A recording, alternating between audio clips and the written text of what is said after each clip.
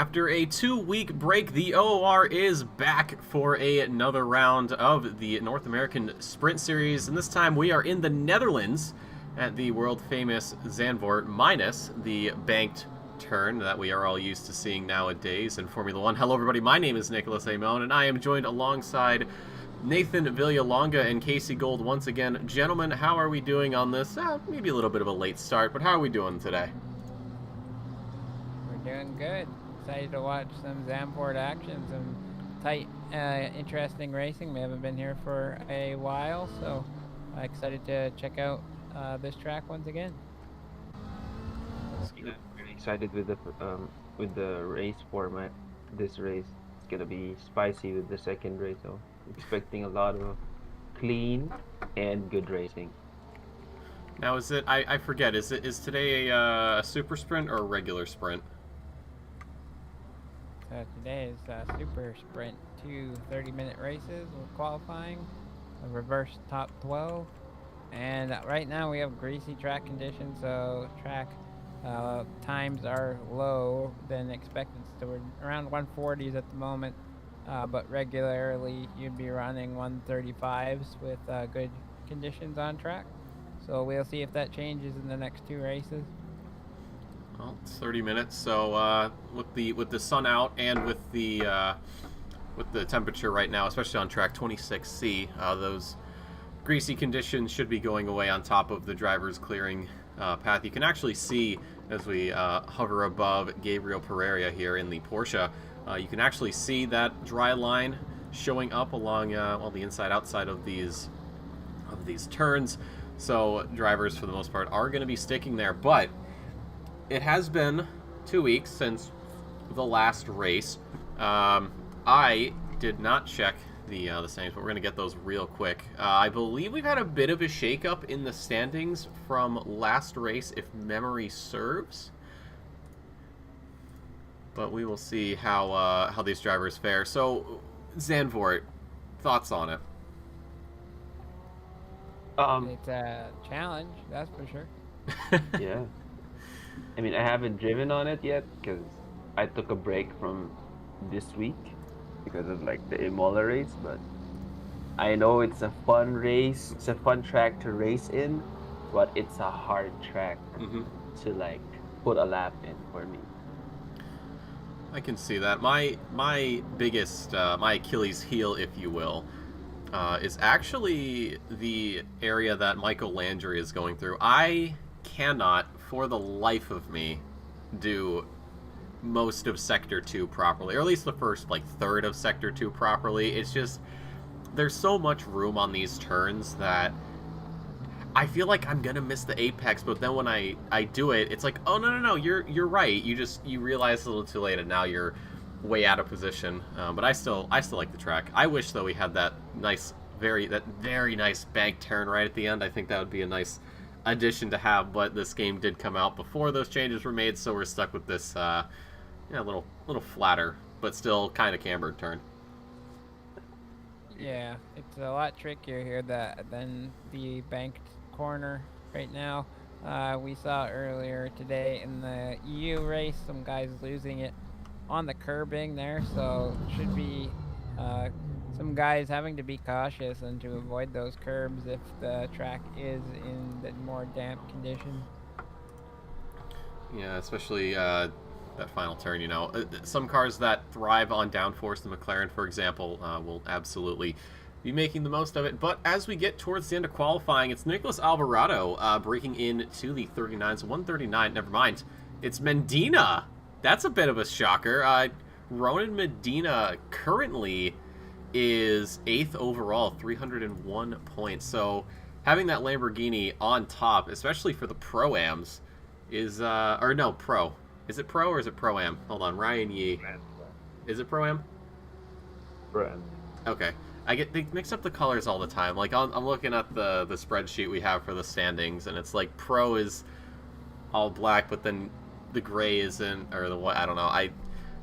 I might be, I'm regular blind, but I might also be colorblind. I'm not too certain. But, Nicholas, never mind. It's Alvarado with a 38.2, almost 0.8 above Medina. That is some absolutely insane driving, but Ryan Yee, a 38-1, so the current championship leader.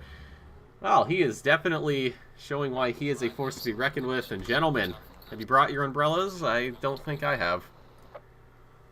Yeah, it's gonna be rain, rain, Oh, rain. I think you need a full wetsuit out here near the ocean. Should be quite interesting on track. We're in for a treat here, folks. Yeah, one thing also to note though that we noticed why a lot of drivers got a lot of gain of time in the last part of the quali, because I mean it came from a greasy track. So the longer you go in the quali, the more time you put in, the more laps you put in until the end of the quali. Until the end of the quali, that's where you get the most the best conditions you get compared like 2 to 3 laps before. That's why there's a lot of like drivers that is getting a lot of better time when they finished at the end of the quali. So yeah, that's the one thing to point out. Well, it'll be interesting to see rain a good chunk of it for the first 10 or so minutes, and then it looks like it's going to be tapering off, and then by the end of the race, there won't be any rain, but I'm sure we'll still be dealing with some wet track conditions here, so it will be interesting to see if anybody opts for the wet tires, or the dry tires, but I highly doubt it. I think only those insane enough to try it would go for it, but I don't think we'll be seeing that today. Yeah, because I mean it's gonna be all wet, all race. Only 30 minutes, so yeah. Yeah, it will be tricky out there to start for sure, and then the cars will be starting to make a line, and definitely not a dry line, but more grip than the outside. So they're gonna have to watch those dips and low sections of this very up and down racetrack. There's a lot of elevation changes here. So we had some guys there that were able to get quick lap times in as the qualifying session improved in grip on track. So we'll see if those guys can keep it up in these positions where they are on the wet. I hope the guys had wet setups planned. I don't for my race, so should be interesting. I mean, why plan for it? Just go in. Come on. But the car is pulling away. So, who do you think is going to be the driver to look for? I think Alvarado could potentially give Ryan Yee a run for his money, but well, that'll just have to be something we wait and see. So my money is on Alvarado. I'm on Ryan Yee because he's been on a charge the last few races, and I think he wants that championship this season. So yeah, I'm on Ryan Yee. Yeah. So I try to look at all the drivers here, but I'm gonna have to stick with my my driver, Kenneth Portis. I think he's gonna be patient here. He's gonna let the guys ahead do the hard racing and hope maybe that something bad will happen. But I think he's patient enough to let the race come to him, and I think he's up for a podium position. I'm not sure about a win, but definitely up there in the top 5. Good observations. Just a note, Ryan Yee, though, on top of the championship, 556 points, and then it's Alvarado, 327, so quite the discrepancy. Or actually, hold on, wait a second. Is that not correct? I don't think that's correct, at least by raw points, because Dornelis is the next one down with 378, and then it's Spangler with 345. So I think they do it a little differently. I believe they go for net points per race, because that's all lined up properly. But that's not really going to matter. But we've got 2 races ahead, cars going 2 by 2. The safety car getting out of Dodge real quick. That Jag, the speed of the most beautiful car. Here we go. Whoever driving the safety car is lucky to be in that Jaguar. I'm glad earlier today I drove it and it was in the dry because I was in the Maserati. But here we go, coming around to the turn, and I'm going to let Nick take us away. Oh, Hope you guys enjoyed the show. what and a thanks for guy. tuning in. Here we go. It's race 1 here at Zandvoort, North America, blue split. It's Ryan Yee on pole by almost 7/10, almost 8/10 of a second. Alvarado joining him on that front row. it's Alvarado, Medina, row 2, and then Clifford and Walker making up that third row. And from there, well, it's going to be a bit of a melee. But here we go, rolling up towards the line, and we are green, green, green for the first race here at Zandvoort. Look at Alvarado getting an excellent charge off of Ryan Yee going into this first turn. Ryan Yee on the inside, though. He's going to be able to get that advantage as they go through the 2 Lamborghinis behind and the 2 McLarens as well. Also getting an excellent start here. Everybody, though, getting through that first turn just nicely. Now into these S-bends. This can be very tricky as we see Ryan Walker going down around the outside, though, of Jonathan Clifford, who does have this inside line as they go towards this very fast section. This almost feels like a roller coaster when you're going full speed, but in the wets, you got to be careful. You do not want to get caught out by these wet pockets. Everybody, though, getting an excellent start. We actually have a couple cars off in the background. Car 19 spinning off. It looks like Timothy Flomger got the worst of that entire thing, and he finds himself from all the way up on the grid to the back, but everybody else making it out in one piece.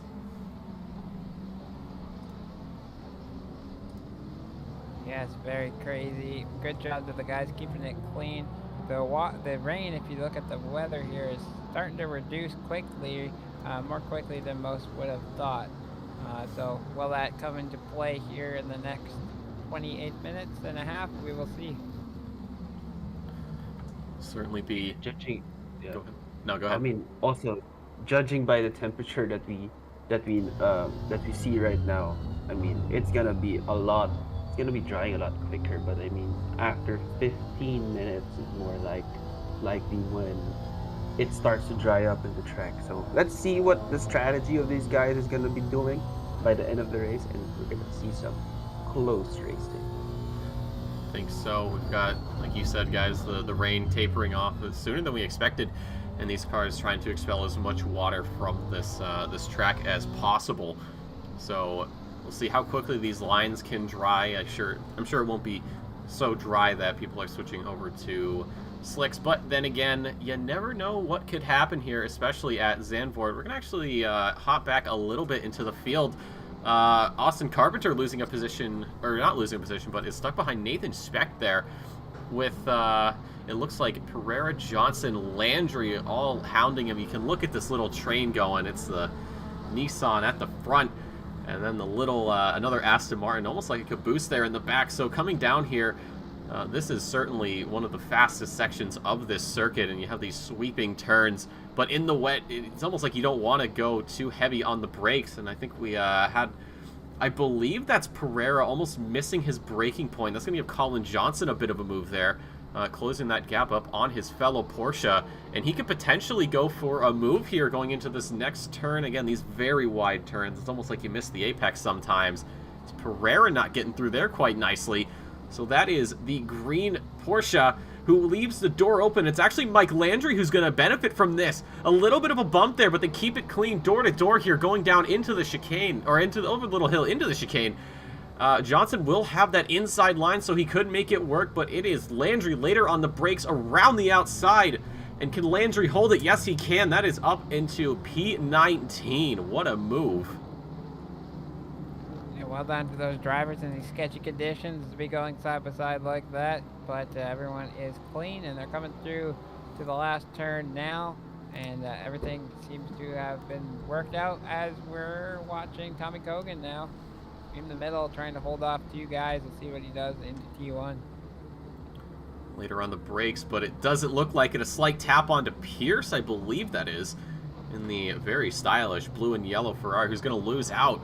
And that'll also be, I believe that's the Mercedes of Spec that's going to take advantage of that. So we've got some position changes across the field, but the story for now is Ryan Yee maintaining that lead over Alvarado, about 7/10. It got pretty close there earlier in the race, but well, he's sort of made it work. So track conditions have turned into damp now. So it is definitely drying up quicker than expected. Alvarado is gaining time on Ryan Yee. He's about a half a second behind him now. But everyone's kind of smoothed out here, and now it's down to strategy. I have a feel to mix up the field here, and we'll see if that comes into play with 25 to go here. Ryan Walker almost rear-ending Clifford there. Clifford doing really well for himself so far, keeping that car nice and steady. I'm not too familiar with the Lambo and how it handles, but Clifford's certainly putting on a show for us. Now coming down the start-finish straight, you can actually hear these guys lifting. There is just not enough grip out there to go flat. I know there are some cars that you can go flat with, but there is just not enough. Ryan Walker pulling to the inside. I think more just to show himself to Clifford, maybe psych him out a little, but Clifford holding strong there, maintaining that P4 as they go around for another lap here at Zandvoort. And it looks like we got another battle here. Jeff Spangler, Thomas Pierce, and Guillermo Martinez looking to get a bit of a three-way battle going as we got some rear-ending action there. Not what you want, but if nobody wipes out, hey, no harm, no foul. Yeah, I love how the track flows in a way where he can take a different line than everybody else and still get the same time with them. So it's pretty interesting how different cars and different layouts of engines just make use of that corner speed and exit speed so that they can overtake for the next corner. So yeah, that's going to be interesting how they're going to overtake in this track while it's damp. Yeah, you saw in the background though, that's Thomas Pierce getting the best of Guillermo Martinez. So that is Thomas Pierce one step closer to a top 10 finish, but we still have 23.5 minutes to go here at Zandvoort. You can see out the back of Martinez's car, got that very, very scary and definitely intimidatingly pink Nissan looking to hunt him down. But Specht also has to worry about, Kogan also has to worry about Specht in the Mercedes. So it will be interesting to see how all these drivers get together. Kogan later on the brakes catching up, but not enough for an overtake quite yet. Yeah, for sure. Just up here in 7th position, Thomas Dagg going to be under pressure from Kenneth Portis behind here in the next lap or two. Darnell is able to run away with it. He had passed his lap for a while, but Ryan Yee takes that away under pressure fastest lap. And looks like Ryan Walker is going to work on those Lamborghinis who had a great qualifying lap in because the track improved so much. And, you know, he's going to be trying to get past them for most of the race here. And he'll be losing time to the leaders, so he'll really want to put that pressure on and try to get past. Absolutely. And with these super sprint races, half an hour, you watch it and you go, that should be enough time, but you drive it and you start to realize that perhaps maybe things aren't all that they seem to be, because you really don't have a lot of time to work with, especially if you make a mistake, as we saw with Flomger earlier spinning out. We do have a 5-second penalty though coming in for Michael Landry. So according to the wonderful world of race control, that's going to be causing a collision on lap 1. Could that potentially have been what caused Flomger to spin out? Yeah, for sure. It looks like that's where that kind of occurred, for sure. Tricky in these these track conditions and temperatures. Just a little tap will send guys flying a little bit more than what you'd expect in dry.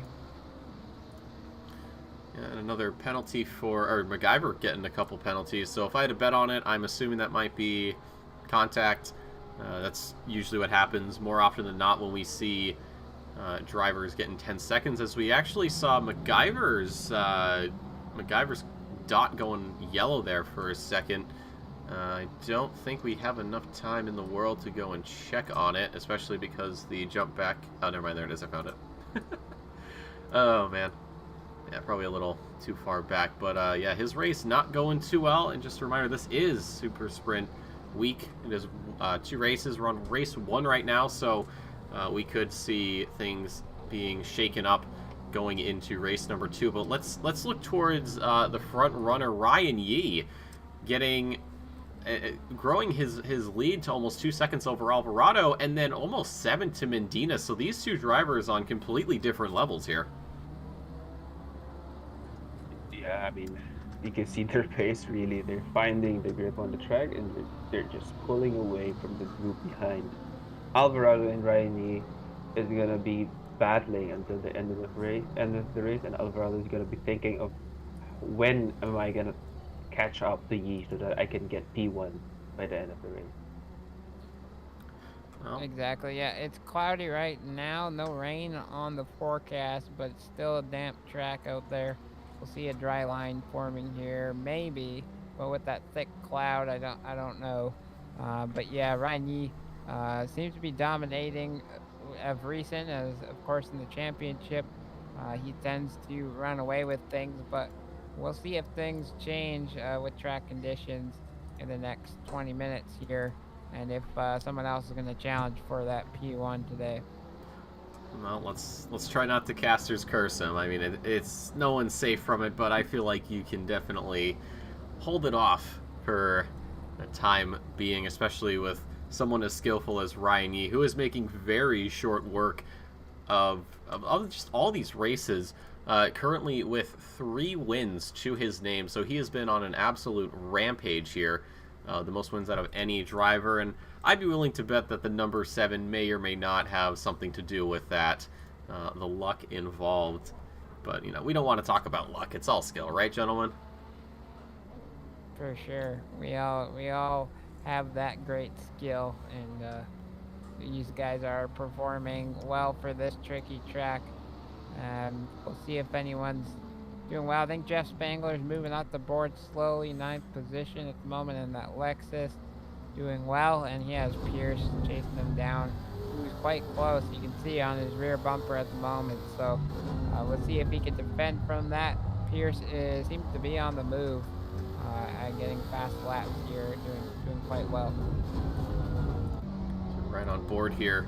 Thomas Pierce, 10th position at the moment. You can actually see the back of the Lexus there of Spangler, a little torn up, so potentially some bumping and bruising from the Ferrari, but nothing to be worried about here as we close in on the halfway point. 3 more minutes on the clock, so I think now is when some drivers might be getting a little bit antsy, as you actually see Spangler getting a little loose out of that corner. That will give Pierce a bit of a chance to run up, but he had to slow down and maybe lift a little bit. I think we heard it, so he could avoid rear-ending the bumper. And again, you can just hear them lifting through this final turn. You cannot do this flat out in the wet, and Thomas Pierce, who was right on the bumper of Spangler, has to back off. Spangler weaving, well, he's not in your slipstream, man. You don't have to do it, but hey, you do you.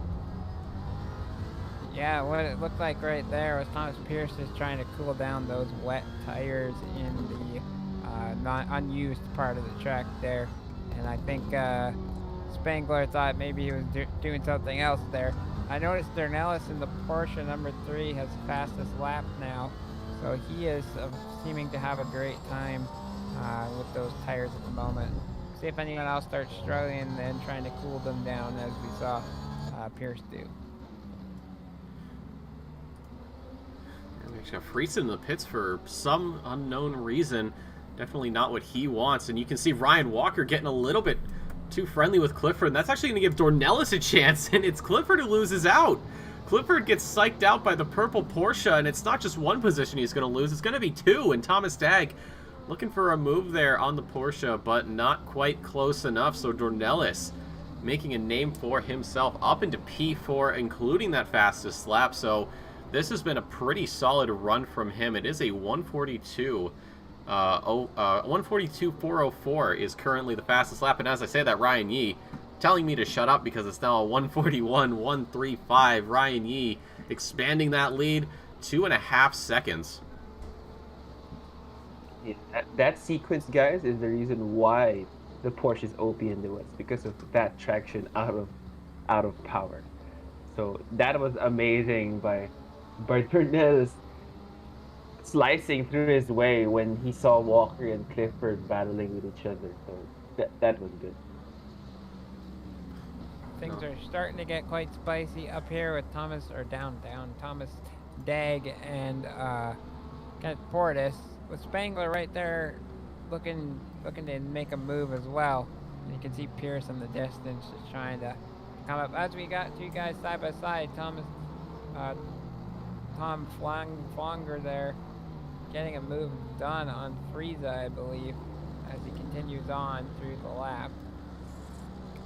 I was ready for a door-to-door through these set of turns, but I don't know how familiar you guys are with running door-to-door through turns 2 and 3 and 4. It's that's a little scary, so it was Frizza that lost out the most there. So Flomger getting that P15. is definitely nerve-wracking area of the track to go side by side, as you were saying, and not what you would like. Number 15 getting the best of that as we actually pass the 15-minute mark here in race 1. Kenneth Portis, though, sitting pretty in 8th place. He's got Spangler and Pierce behind him, and it's Dag up ahead.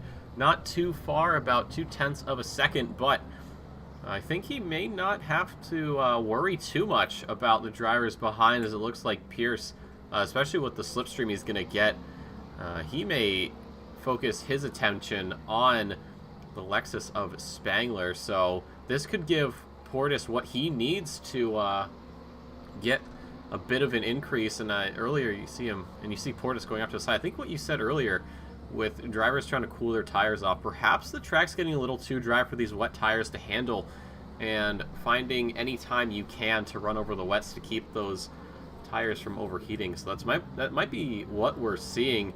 MacGyver, though, I saw had a drive-through, and now a 5, I'm sure, going to be 10-second penalty. If I had to bet on it, probably for collisions. And Frizza also picking up, or no, Frizza not picking up a penalty, just some incident on the penalties race control bot. So the race, though, really heating up. Ryan Yee, though, 2.6. Man is wasting no time here. When you see Spangler trying to get side by side with Kenneth going through that lower section of the track, Pierce now, as Jeff has a little bit of an issue getting out of that corner, and they're wide. He's pushing them out wide there. Pierce is going to look to make a move in the next straight section into the braking zone. We'll see. He almost touches him there. A little bit of a touch, gets loose, and they're both off the track, but well respected. Pierce backs out of it, and they keep on going to fight and continue that fight coming into these tight corners, and we'll see them on the start straight. If Pierce can get a good exit, he's going to have that slipstream, and with that Ferrari power, should be able to make a pass into T1, but I think Jeff is going to hold him off. Spangler, the man with the plan, we'll see if he can hold them off coming into turn 1. To see as we actually see the McLaren of, I believe that's Dag going into the pit. So is Dag perhaps hopping on to some dry tires?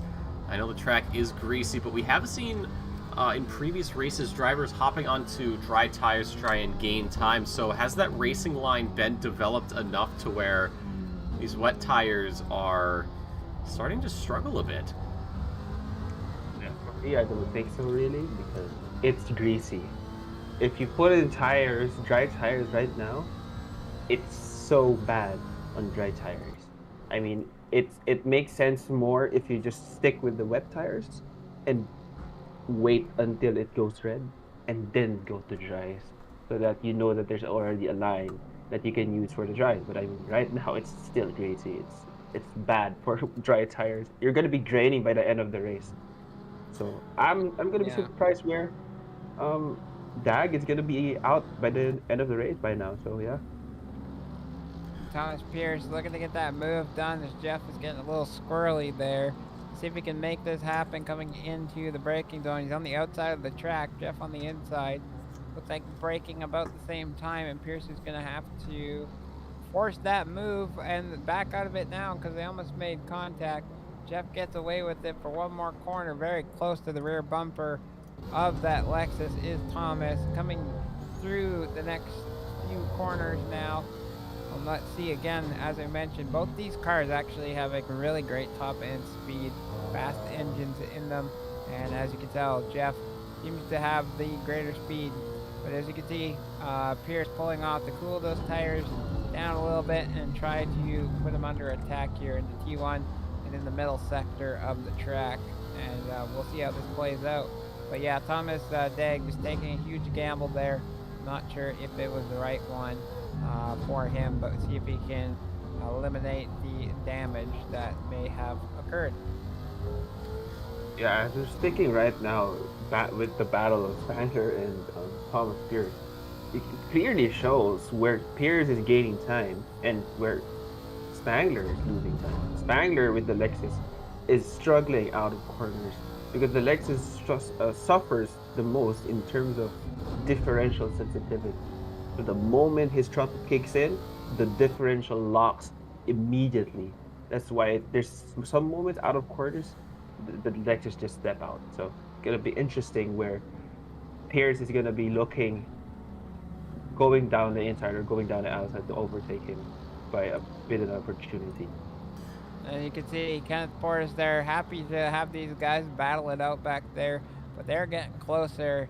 So this 2-horse race might become a 3-horse race really soon here, with 9 minutes and 20 seconds to go in our race 1 here. Was started out wet, now is greasy conditions. We'll see if that carries over to race 2. I'm sure a lot of guys would enjoy some dry conditions as well, but this is quite fun and encouraging. A lot of fun and exciting racing for us to witness here. Yeah, see Spangler, though, getting an excellent run there out of the final corner, so he's going to benefit from that. Perhaps thought about a bit of a switcheroo, but Portis covering off that area or that avenue of attack. So the Honda doing what it can to hold off the charging Spangler. I would say the charging Pierce, but Pierce hasn't really had too many chances. He's been kind of struggling in areas where I would assume he isn't. Like you said earlier, he almost, or he took himself and Spangler off, and we saw it, I think, the lap after that.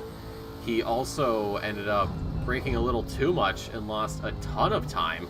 So I think right now Spangler is actually looking not to defend from Pierce, but to attack Portis. Portis has been sitting quite comfortably in P7 for quite a while now, but I think the time may come to where the Lexus proves that it is the superior Japanese manufacturer, as we got a 3-way battle. Casey, I think you're 100% right, or 100% right. The 2-horse race is becoming a 3-horse race, and unfortunately, Portis might not have anything to say about it. He might just have to live with it. Yes, those are some fight words at the Japanese manufacturers here. We don't have the Nissan to battle it out with the waifus, but so far right now, the Honda is beating out the Lexus, and we'll see what happens. Alvarado in P2 is proving that the car is quite handy around here, but exciting battle between these guys down here, and Nicholas Alvarado, we're on him. He's just kind of having a race there, trying to keep up with Yi, but it doesn't seem possible here today with these conditions. JC saying, whoa, let's not say things we can't take back. I already said it. That's why I said these things. I ain't afraid. I know what mistakes I make. Don't you worry. But yeah, I think Alvarado, like you said, doing a really good job showing off the power of the Honda, but it's going to be that second place Japanese car that's going to be a bit more important for these guys. Hopping back a little bit with Chris Frizza, Tommy Cogan, Michael Landry, and Austin Carpenter all forming their own little battlefield here, as we see Cogan trying to go around. Now, Cogan does have a 10-second penalty and Landry with 20. Let's see what that's all about. So Tommy Cogan getting a 10-second penalty for a collision on lap 9, and then Michael Landry getting a 15-second penalty for an unsafe rejoin on lap 9 as well. So the real battle actually kind of well, actually, no. Frizza doesn't have to worry about much of anything, and Carpenter doesn't either. Apologies. Sorry, this is getting exciting down here, but Spangler has just spun out completely. Another update, too, Thomas Dagg with the fastest lap on those dry tires after hitting the pit stop. Oh. Yes, as you see Spangler and Pierce just battling there, and Spangler getting completely sideways and losing out to those positions. Yeah, that back end just stepping out from him. Not much he could do, so it's Pierce who somehow gets the better of it all, and Thomas Dagg picking up fastest lap, a 140.41. So that's kind of surprising to see a driver, not to, discredit positioning. Okay, Thomas Pierce. Thomas Pierce apparently tried to hop into the Zen dimension, but then remembered that there wasn't a resonance cascade, so Well, he gets to rejoin us. That was a bit terrifying. I thought for sure he just murdered Portis, but just a connectivity issue. Yeah, he went straight to the Shadow Realm and met Barrier, but he actually survived and came back, and he's right on the bumper. Kenneth Portis looks like putting on quite the pressure here in the final couple laps. Oh boy. Yeah. Oh, and we just see Ryan Walker losing the back end of that McLaren right as we go to him. Ryan, I do apologize on behalf of myself because my co-commentators have no control over where the camera goes for the most part, so I'll take all the blame for that. But I checked. Medina holding him off. Oh, hold on. Mistake here. So Ryan Walker is able to come back on the inside. Another side by side coming into the second to last corner. Medina keeping and holding the position for now. It's all about getting this good exit out of these last two corners. Touching these curves is going to be scary in the greasy conditions, but these drivers seem to have the big brain moves and make it happen, get out there. And we'll see if Walker makes anything of T1. Medina just trying to defend off for the next 4 minutes. Yeah, very scary there. You saw Ryan Walker. I feel like he might have been waiting for Medina to brake. I won't lie, I do that myself sometimes. I know where I can brake, but I think, you know what, I'll just wait till the other guy brakes, and it can work out. Sometimes it doesn't. I guess it just kind of depends on what your car is able to do. So for the time being, Ryan Walker sitting in 5th place with Medina in front of him in 4th. Should Medina have another little trip like he had, then we could potentially see an easier overtake for Ryan Walker. But even with that slipstream, he was unable to overtake the Lamborghini. You know, I'm not saying it's the Italian way of being fast, but I don't know, perhaps it was, as Medina overshoots the apex a little bit. So that'll give Ryan Walker closer chance to strike here. A couple different braking points for both of these drivers, but this battle's starting to heat up a bit as we just cross the final 3-minute line, and we'll have to see how this all plays out.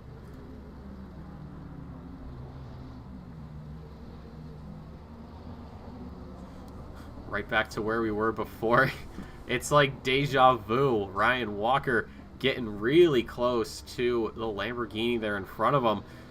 And looks like he actually got out of the turn a bit better, so he could potentially have a run here going down into turn 1. I think he's close enough to have a bit of an advantage with that slipstream. The McLaren screaming down the front stretch. He's a lot closer now to the Italian manufacturer. Again, on the brakes, just not enough, and it's going to be Medina going a bit wide here. We're going to go door to door around turn 1 into turn 2. Medina on the inside, Walker on the outside, and now they're going to switch places, and it's Walker finally getting around the McLaren of Medina, and that's a P4 for him. Well done there. Some side-by-side action gets the move done. Medina tried to come back at him there on the inside, but Walker did a good job to break deep and cover that off. Action in the back, though. Portis still holding off Pierce. He has been defending for his life. I think we'll have about one more lap here at Zandvoort. So Kenneth Portis still has one more go-around of this legendary Dutch circuit to maintain that P7. But what a run here for these two, just keeping it together and keeping it close.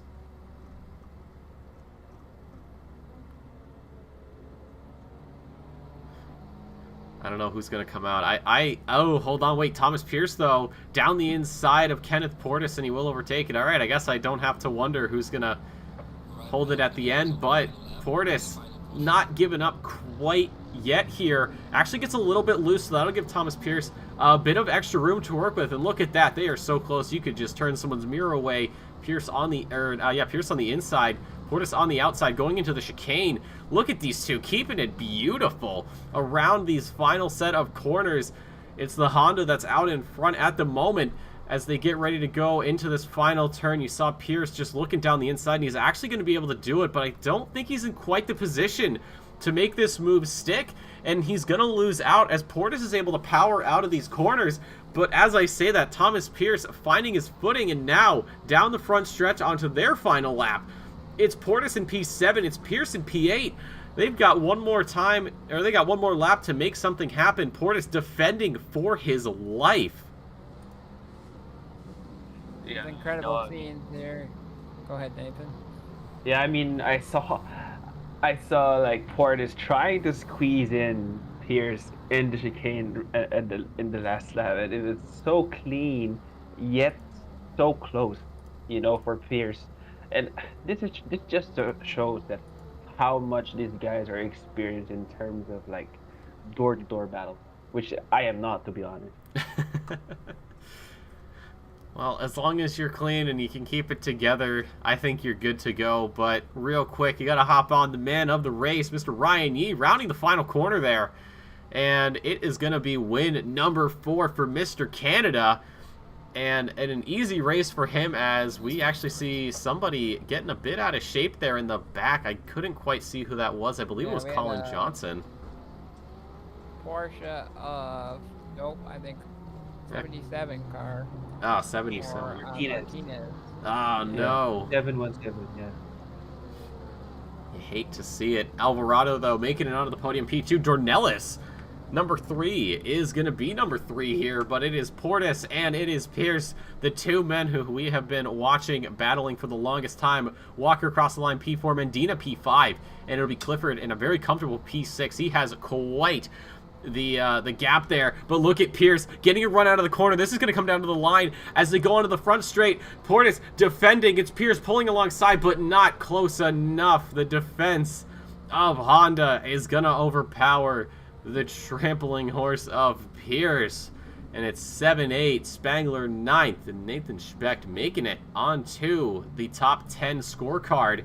And Carpenter actually picking up fastest lap there at the end with a 1:38.942. What in the world is that?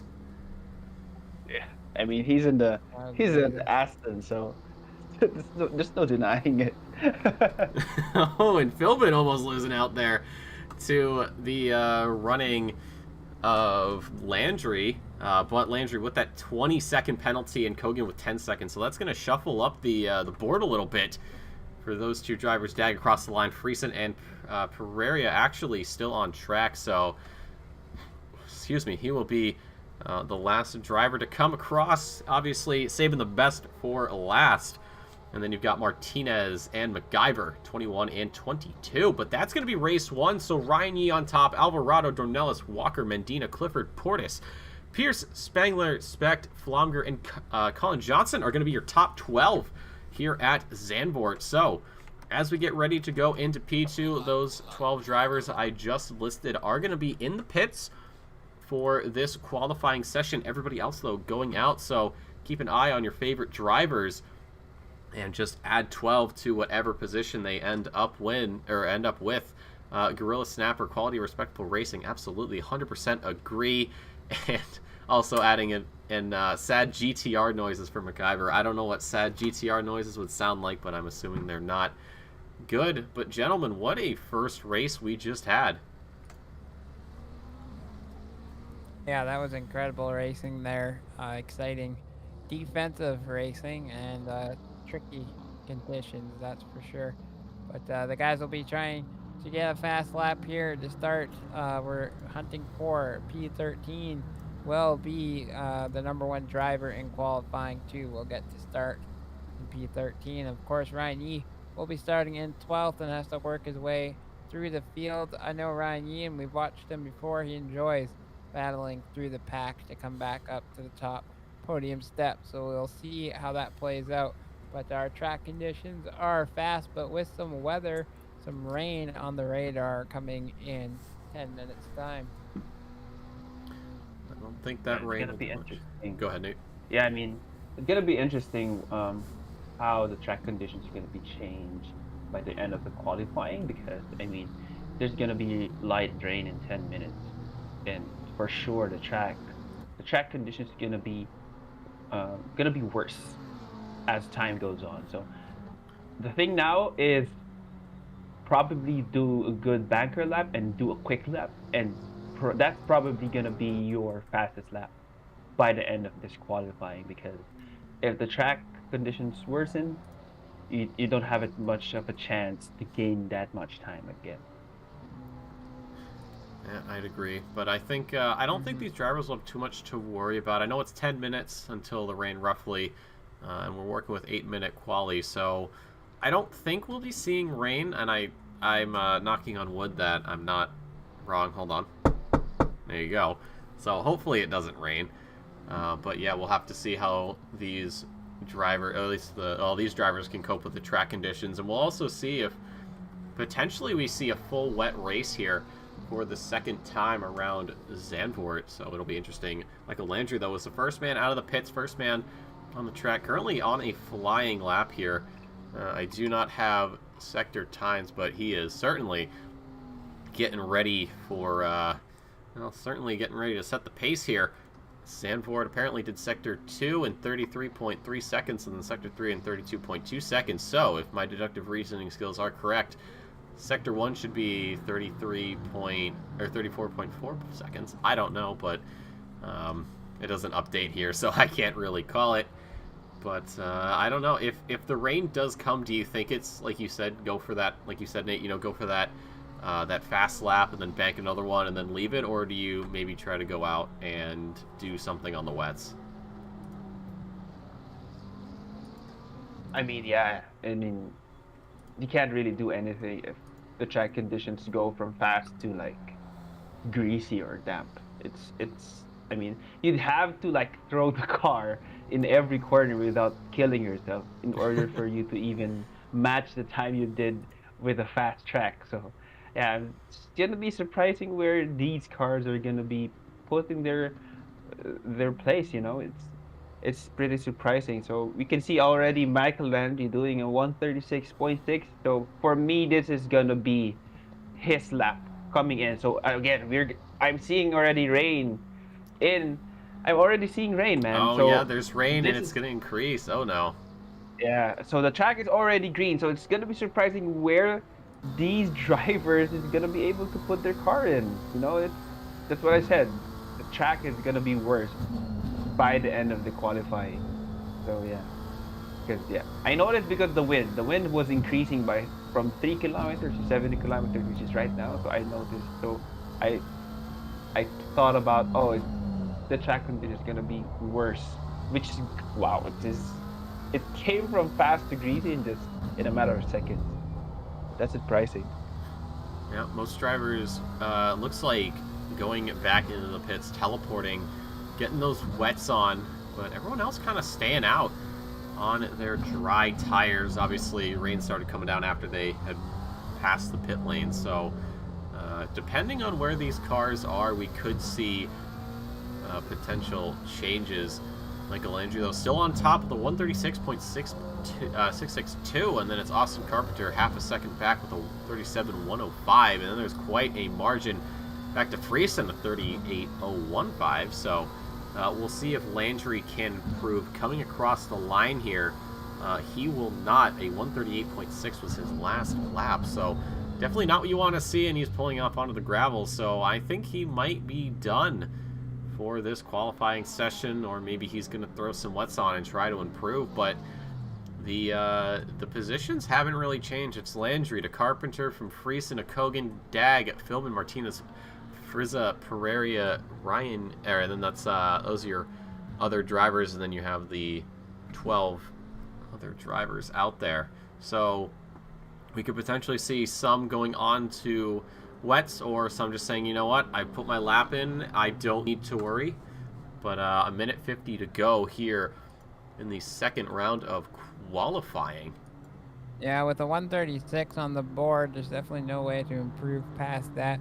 We're looking at Friza there, who may be able to eke out some more lap time out here. But yeah, weather conditions changing quite quickly.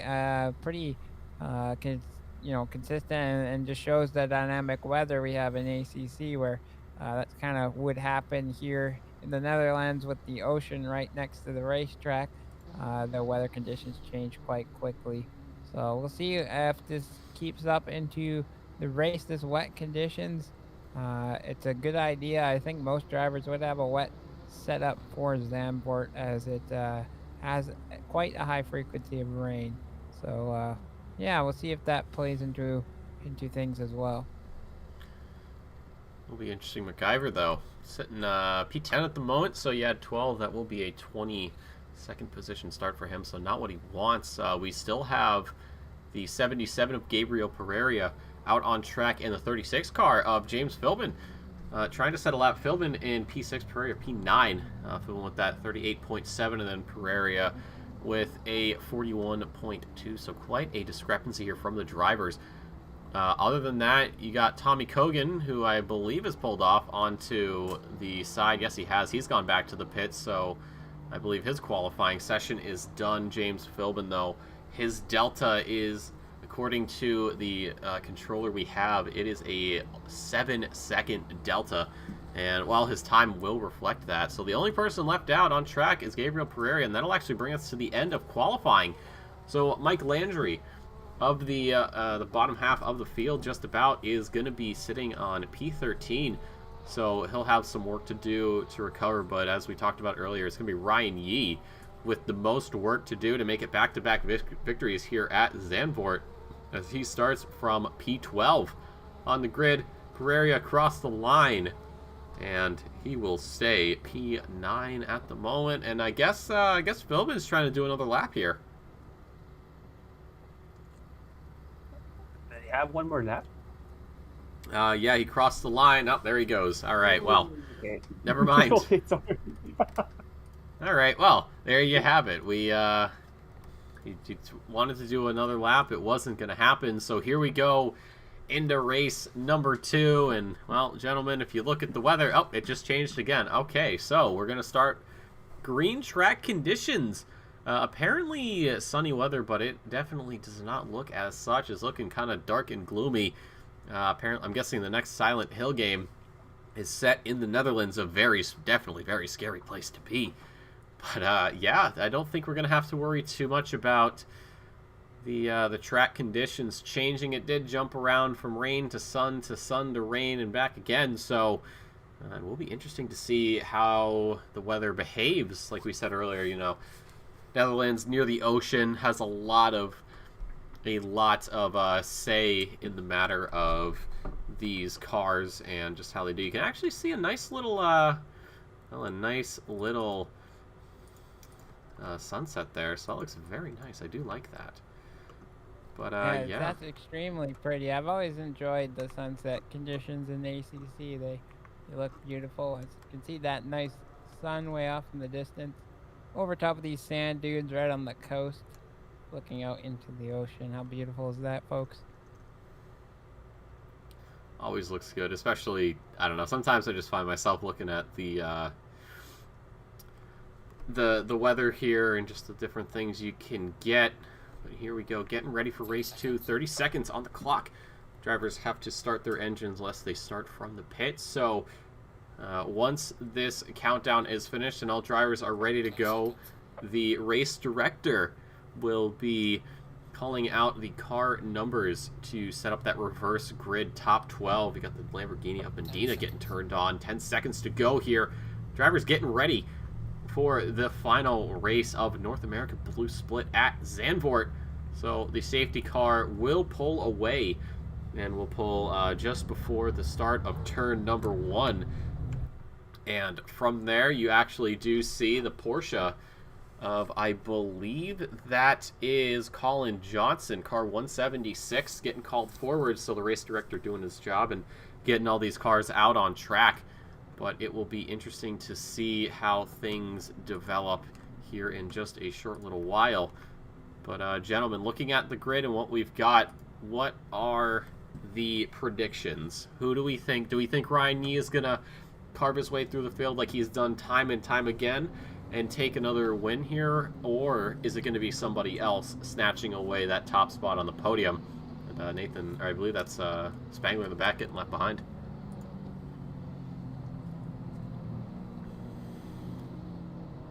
Yeah, sorry about that. Yeah, so I think Mike Landry is a good shout, being in P1 at the moment. He's going to be able to carry that momentum, let the guys behind battle it out.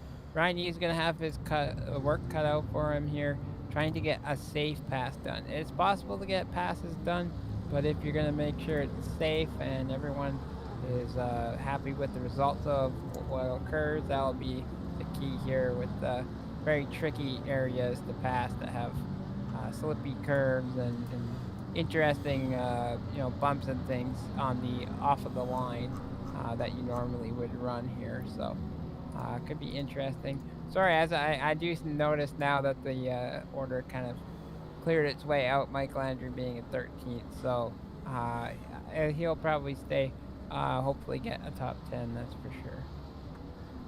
Let's see. Nathan, what do you got? Who's your watch? My watch is, for me, I don't know.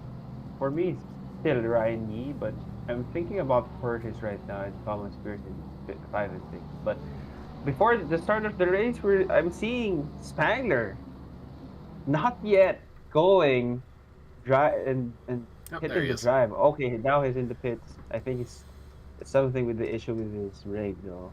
Something happened. That's why he wasn't able to put in drive. I mean, he was able to put in drive, but he wasn't able to start the car and whatnot. But yeah, I mean, I think just by being a pro driver with like experience in overtaking, I'm more of like Yi and Portis.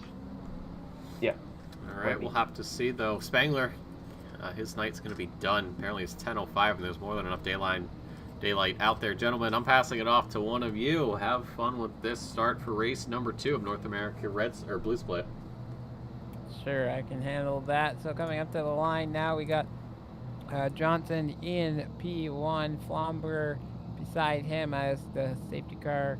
Oh, no, that's another car pulling into the pit lane of spec, so he may be on the wrong tire set here, but about to go live now. Green, green, green. We are away. Johnson has the inside of the track. Flonger coming around the outside in that McLaren, but Thomas Pierce there looking to duck on the inside, doesn't get it done, stays in third position. Kenneth Portis and Medina side by side coming through this section of the track, and Kenneth looking to keep that position, but Medina gets it done and gets the inside.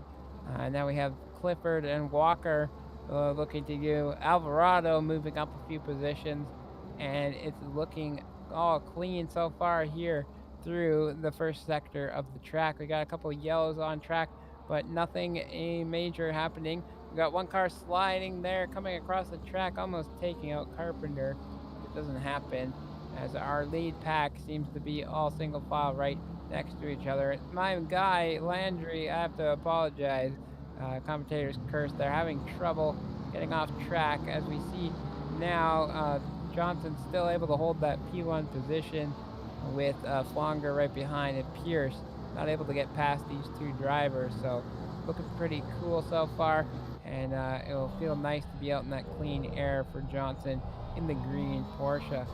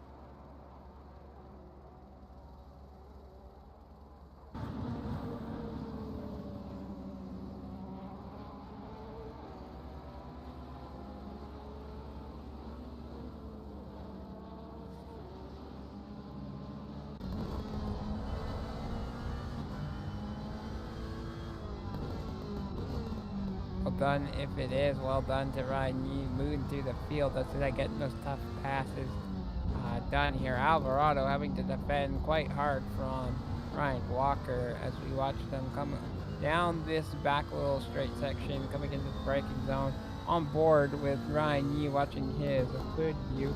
Mendina having the fastest lap right now. So he is feeling good up there. He's got some fast guys right behind him, starting to put the pressure on. So we'll see how long they can hold out up there. But everything's looking clean here in race 2. It's looking quite well for these guys. We enjoy seeing this clean racing. Let's see if we can get some more side-by-side action as we had in race 1. But Pierce still in 3rd position here as we watch him come into T1 here. Carpenter stealing the fastest lap down in 11th position in that Aston Martin.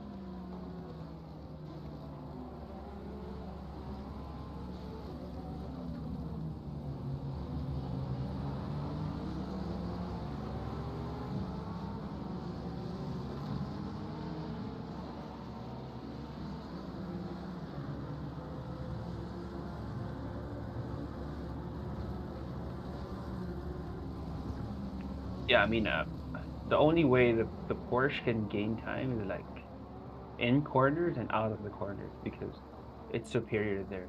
But I mean, in top speed, which is I doubt it's gonna be an issue here.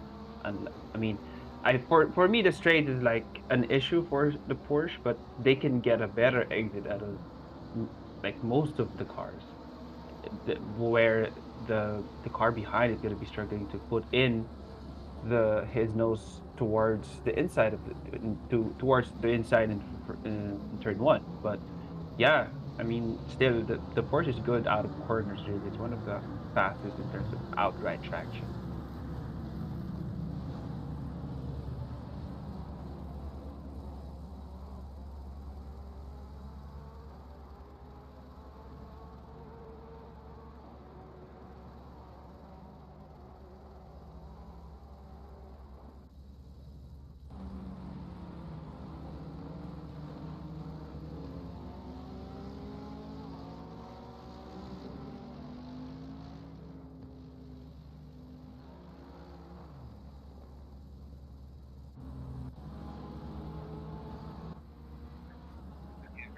Yeah.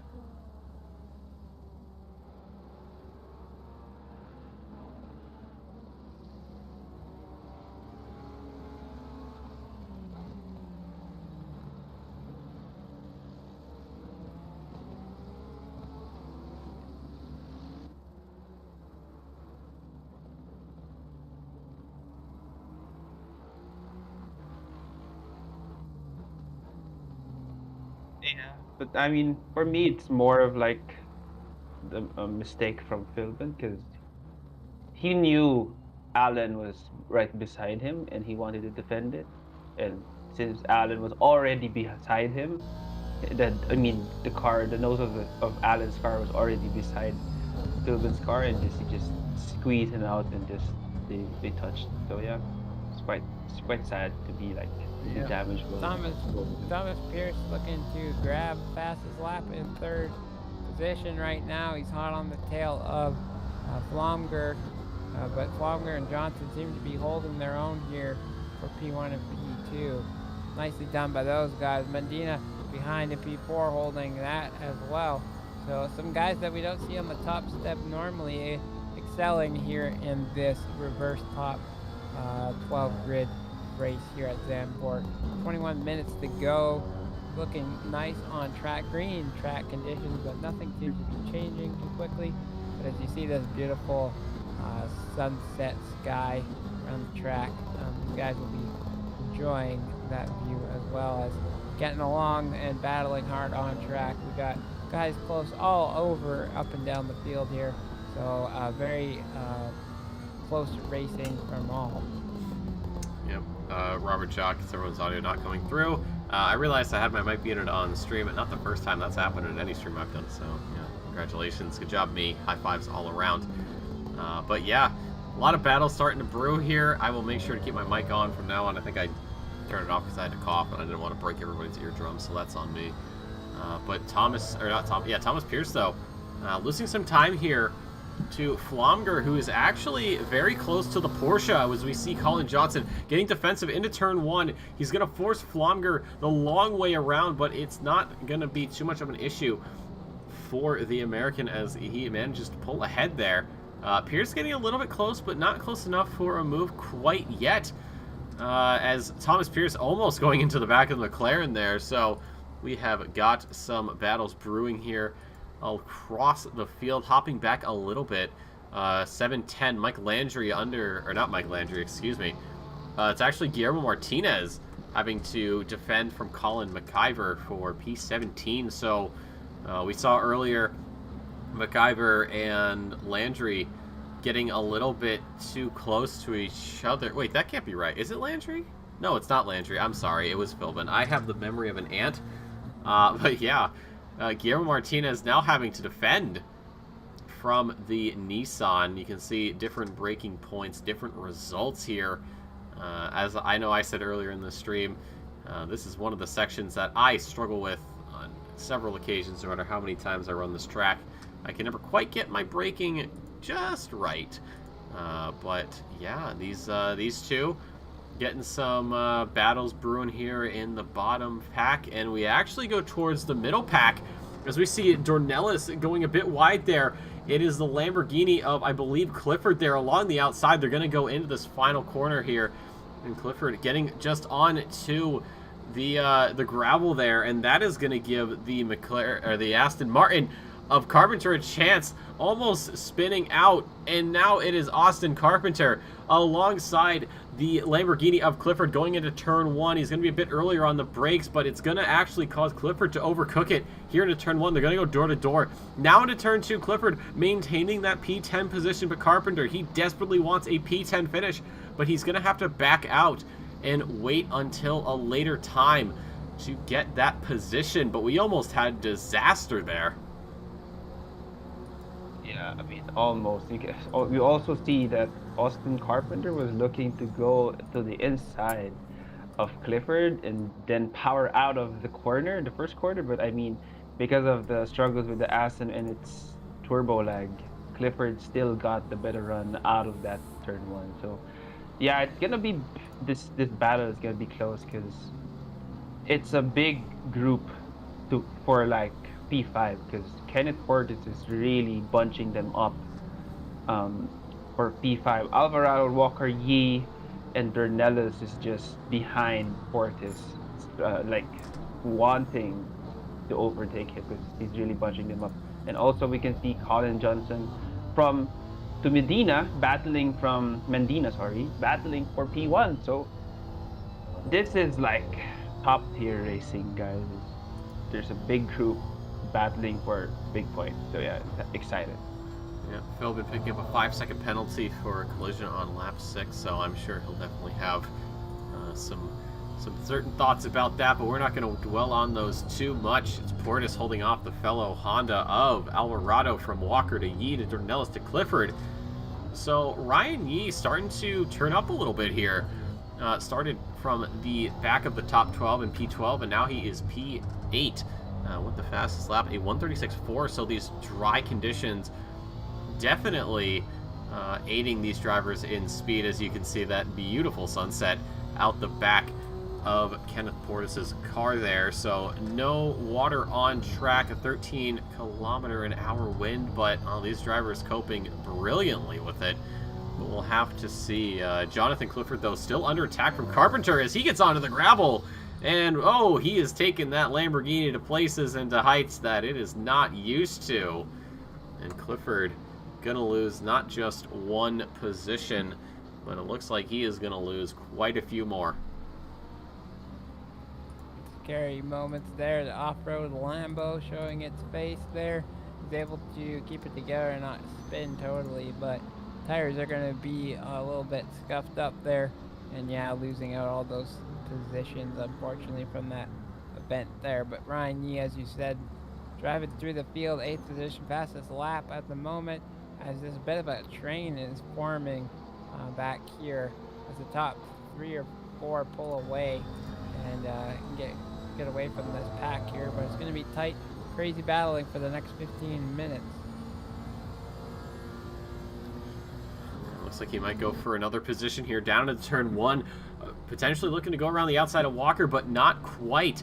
That's going to give Dornelis a chance to catch up with the Ferrari here, going through turns 2 and 3 and 4. These sweeping corners of Zandvoort, so nice to get right, like you said earlier, Nathan. But yeah, look at this train here from 5th down to 9th. So this could potentially brew into something crazy, but we got to go back up front as Timothy Flomger starting to close in onto Colin Johnson. Same with Thomas Pierce, and then Rona Medina sitting there in the background, just getting ready to see if somebody somewhere can make a mistake that he could capitalize on. Flomger getting a little bit loose there over the corner.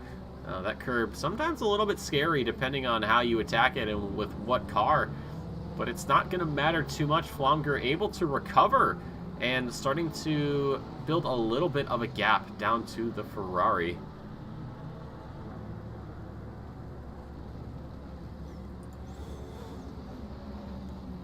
To see how that plays out, though. The McLaren and the Ferrari, pretty solid cars. Then you can actually see in the background Portis down to Dornelis. So 2 little party groups starting to form as we get past the halfway point here for race number 2. Colin Johnson, though, just pulling away. He's just saying, hey guys, it's great what you're doing. Huge fan. Not my cup of tea. I'm going to go do what I want to do.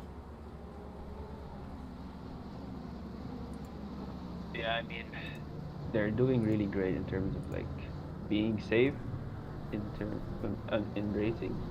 It's what I like with these NA splits, because I mean, there's one kind of being aggressive in terms of gaining places, like what we see right now in what Ryan Yee is doing, but I mean, they are really safe in terms of like racing. There's no doubt about it. Yeah, I think the idea might be just play it safe for the majority of the race. Just get comfortable in the position you're in, and then once the ball starts to drop, just start going for it. I mean, you got all the time. You got a limited amount of time to make a move. Why not make it in the closing stages and then try to expand that gap? Alvarado might be subscribing to that mindset as he falls a bit back, as we see Ryan Walker getting very close to the tail end of that pink Honda. And then you see Ryan Yee in the background, Dornelis as well. 2 drivers we've seen do very well in seasons past, continuing their reign of performance as we go around the final set of turns here to start yet another lap. of Zandvoort. Colin Johnson still in the lead, 4/10 ahead of Flomger, 4/10 from Flomger to Pierce. So basically from first to ninth, minus Ronan Mendina, we've got quite the spicy battle brewing here at Zandvoort in the evening. After this, we will be hopping over to North American Red Split for their 2 races this evening. Yeah, I mean, quick shout out though. The team for Nicolas Alvarado is saying DM me for coaching. So again, guys, if you want to be coached by a one good pro in this split, just DM Nicolas Alvarado. Yeah, I mean, I just noticed. It's I didn't notice that. I have my mic set up in a way I can't actually see it. Does that count as advertising? Because if it does, the OOR is not sponsored by Alvarado Coaching. This notice is purely coincidental. And is that Alvarado overtaking Portis for P number 5? It is! So Alvarado getting around Portis. So yeah, perhaps that is a very good reason to hit him up for some coaching. We actually see Ryan Yee almost losing P8 to Dornelis. So, oh, it's starting to heat up here in the mid-pack. And then we hop a little further up. Colin Johnson to Flomger, Pierce, Mendina maintaining position. I think right now they might just be doing a bit of jogging before they start sprinting. But what a battle we've got going on here in the back. Portis, though, or not Portis, Alvarado getting a little bit wide. It's Portis who's going to gain off of that along with Walker and Ryan Yee getting left in the dust a little bit. But down the front stretch they go. Alvarado having to defend from the fellow Honda of Portis as they go down to turn 1, and he is planting the car right in the middle. And in fact, it's going to be Ryan Walker later on the brakes around the outside of Portis into turn 1. He's going to grab that P6.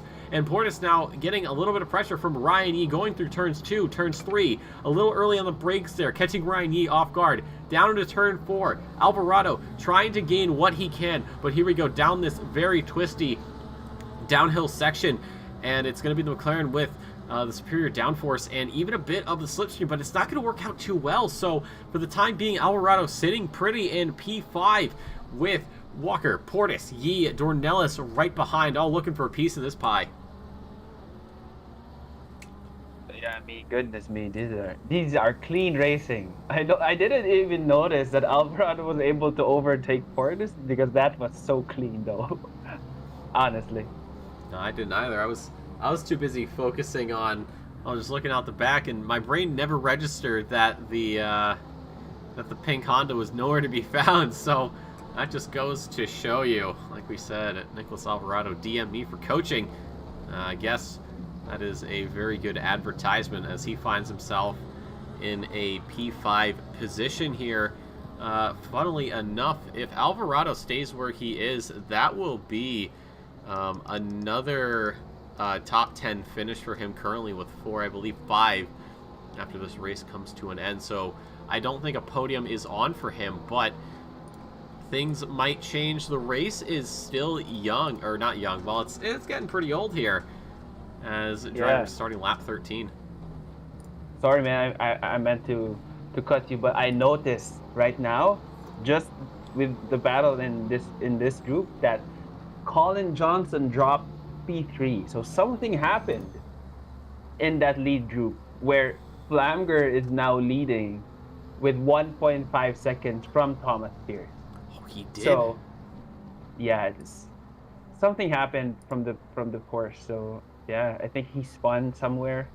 So right now, I think Colin Johnson is just trying to stick and gain that confidence back, and just be happy with the place where he is now, or if he can overtake Thomas Pierce by the end of the race. I didn't even notice that. Thank you for pointing it out. But I think he should be able to hold off Mendina.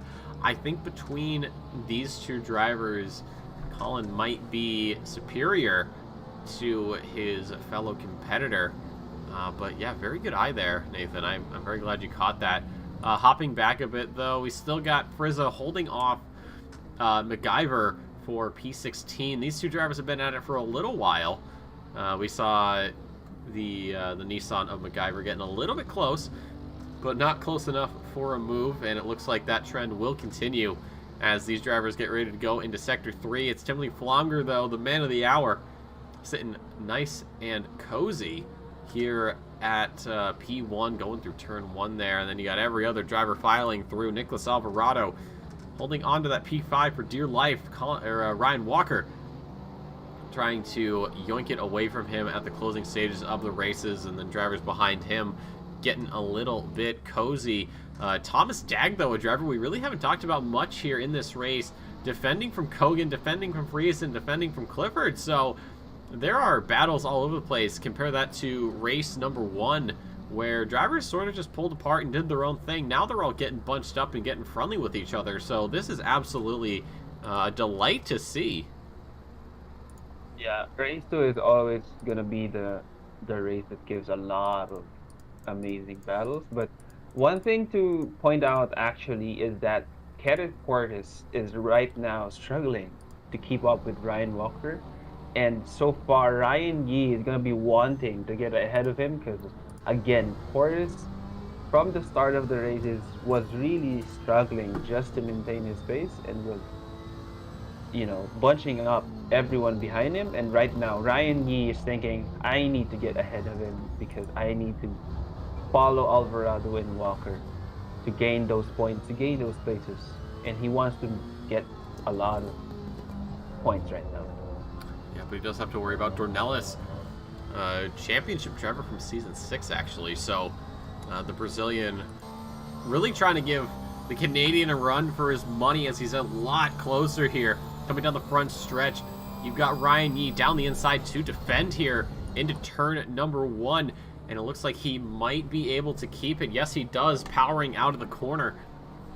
He is able to hold on to that P8. Ryan Yee had a quite an explosive start, gaining positions left, right, and center. And now, well, he's not moving much at all. He's been sitting in P8 for the last, I don't know how many laps. And, well, if trends are anything to go off of for this, he might be staying here until the end of the race. 5 minutes to go here for North America Blue. So, yeah, right now, groups forming. We've got Ronan Medina sitting in P3 at the moment. Colin Johnson, Alvarado, Walker, Portis, Yee, Dornelis. So great job out of them. Timothy Flomger, 1.4 seconds ahead of Thomas Pierce in the Ferrari. As we actually see Medina possibly missing his brake point a little bit, but able to recover nicely, so that's very good for him, hopping back in the grid here.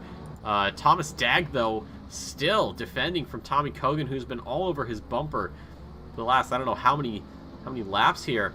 And it's actually Kogan getting onto the grass a little bit, losing some time, but holding nicely and continuing to hunt down this McLaren as we pass the 4-minute mark. So I think we'll have possibly a couple more. Car 36, though, off in the background. I didn't see what happened. Let's see if we can catch it. Philbin into turn 3, and oh, he just gets into the back of the... Is that the Lexus? That is the Lexus. I believe that is Nathan Specht. So, yeah, it looks like he got a bit of a run. Or no, not Specht. I don't know anything. MacGyver? No, Spangler. Spangler, okay, He was thank in the you. Lexus, yeah. Oh, because of the blue flag. I looked right at it, and my brain's like, that's a blue flag. That means someone has to get out of the way. And then listen, I am a smart man, okay? I am a smart man. I'm not doubting you, man. Relax, okay? Oh, goodness me. I'm a little rusty. The week off kind of threw me for a loop, because I woke up last Thursday, and I'm like, oh boy, time to do some commentating, and I'm just like, oh wait, no, it's a bye week. Okay, never mind. I'm gonna go do something else. Oh, one thing that I saw from the chat, though, JC told us that Flanger and Johnson were side by side through entire first sector. Flanger got him, and Pierce followed him through, so no spin from Colin Johnson. So that's tight. Hey, JC, if you remember what lap that is, we can probably go take a look at that, because I believe we'll have enough time to take a peek. If you can remember that. If you can, hey, let me know, because we can definitely go back and look at that. But right now, I believe the current, it looks like we're going to have a bit of a collapse of a couple groups. I think Carpenter's actually getting kind of close there. Car 883, so Carpenter trying to join in. Ryan Yee, though, or not Ryan Yee, excuse me. Colin Johnson still under attack from Alvarado, who's been hounding him this entire race. Done an incredible job of keeping the Porsche driver honest as they go through these corners. I believe we're going to have not this lap, but the next lap will be the final. Timothy Flomger still sitting in first place. He has opened up a 3-second gap to Thomas Pierce. And then Thomas Pierce has opened up a 6-second gap to Mendina. Mendina opening up a 1.5 or so second gap to Johnson. And then it's Johnson, Alvarado, Walker, Portis, Ryan Yee, and then Dornelis. And then possibly even the Aston Martin of Austin Carpenter joining the mix as these drivers are getting set and ready to finish up Sector 2 and go into Sector 3. Yeah, I mean, also one thing I noticed that we weren't able to watch was for a moment, Dornelis was able to overtake Ryan Yee, and after about, let's say, 30 seconds, Ryan Yee was able to overtake Dornelis. Right now, Ryan Yee is P10, dropping down 2 places. Oh, I don't know what happened there. That's Carpenter. Oh no, he's P9. I think he temporarily lost a position to Carpenter, but was able to recover. I didn't quite catch it, but Timothy Flomger, though, onto that final lap there. He has done quite well. He saw the error from Mendina and just took the run and said, "All right, I'm done, James, or I'm done, Ben. I'm gonna go do my own thing." James Philbin picking up a penalty. I don't think that's quite right. It was Landry picking up a penalty. So either race control bot is a little tipsy tonight, or perhaps race control is. I don't know, but yeah, Timothy Flomger doing an absolutely stellar job. But the battle of the hour, Ronan Mendina, currently leading this pack of 3, 4, 5, 6, and 7th place through the final set of corners. But I think it's Colin Johnson here who's actually trying his hardest to defend from Alvarado and Walker. So it's going to be interesting to see how this plays out. JC, start of lap 13. Thank you. I will certainly keep that in mind. If we have time, we will absolutely check that out. But yeah, this second race certainly shaking things up. Absolutely incredible drive from a lot of these drivers. Timothy Flomger doing well for himself here. Car 34 off in the background. Or not 34, excuse me. 84, thank you. Kenneth Portis off. But for right now, it's still Colin Johnson holding on by a thread in P4 from Alvarado and Walker, who are looking to make a move here as we go into the final corner. Mendina is going to pick up that podium along with Pierce. And it's Flomger picking up the win here for race number 2. Colin Johnson around the final turn. I don't think he's got anything to worry about. If anybody's got anything to worry about, it's Alvarado, as Walker right behind him, but not close enough for the slipstream to take effect. But it's Flomger to Pierce, Mendina, Johnson, Alvarado, Walker, Dornelis, Yee, Carpenter, and Portis, making up your top 10 here for race number 2. What an evening. Yeah. What an evening. That was some good racing, though, and it's always amazing to see Mendina placing that Lambo at the top step of the podium, in the third step of the podium. So, yeah, a good race from him. You're also seeing right now Alan McIver finishing P16 and Fritz up P17, and coming in Guillermo Martinez with Nathan Specht a lap down. Go ahead. Yeah, I mean, that was some clean racing, and this is what I love about NA Split Blue. NA Split Blue, right? Oh yeah, NA Split Blue. As a former blue splitter, I'm telling you, best split. I don't care what anybody says. Philbin and Spangler here. We're on board with Philbin. Spangler up ahead, who had to leave due to, I'm assuming, mechanical issues, is now back. They were doing a little bit of dancing there. But around the final corner, it's Philbin with the P20 and Spangler, unfortunately, with that P21. So definitely not the evening he wanted, but the evening he is going to get. So NA Blue is going to be done. And there it is across the front end of the Mercedes. I do want to just really quick see that that battle there. You said Flomger and Johnson at the start of lap 13. So Here we are with Flomger and Johnson. As they go across the start-finish line, you've got Johnson on the inside, Flomger around the outside. You see down to first gear going through. This is, I mean, seeing people go door to door through turns 2, 3, and 4, I mean, is absolutely unreal. It's incredible.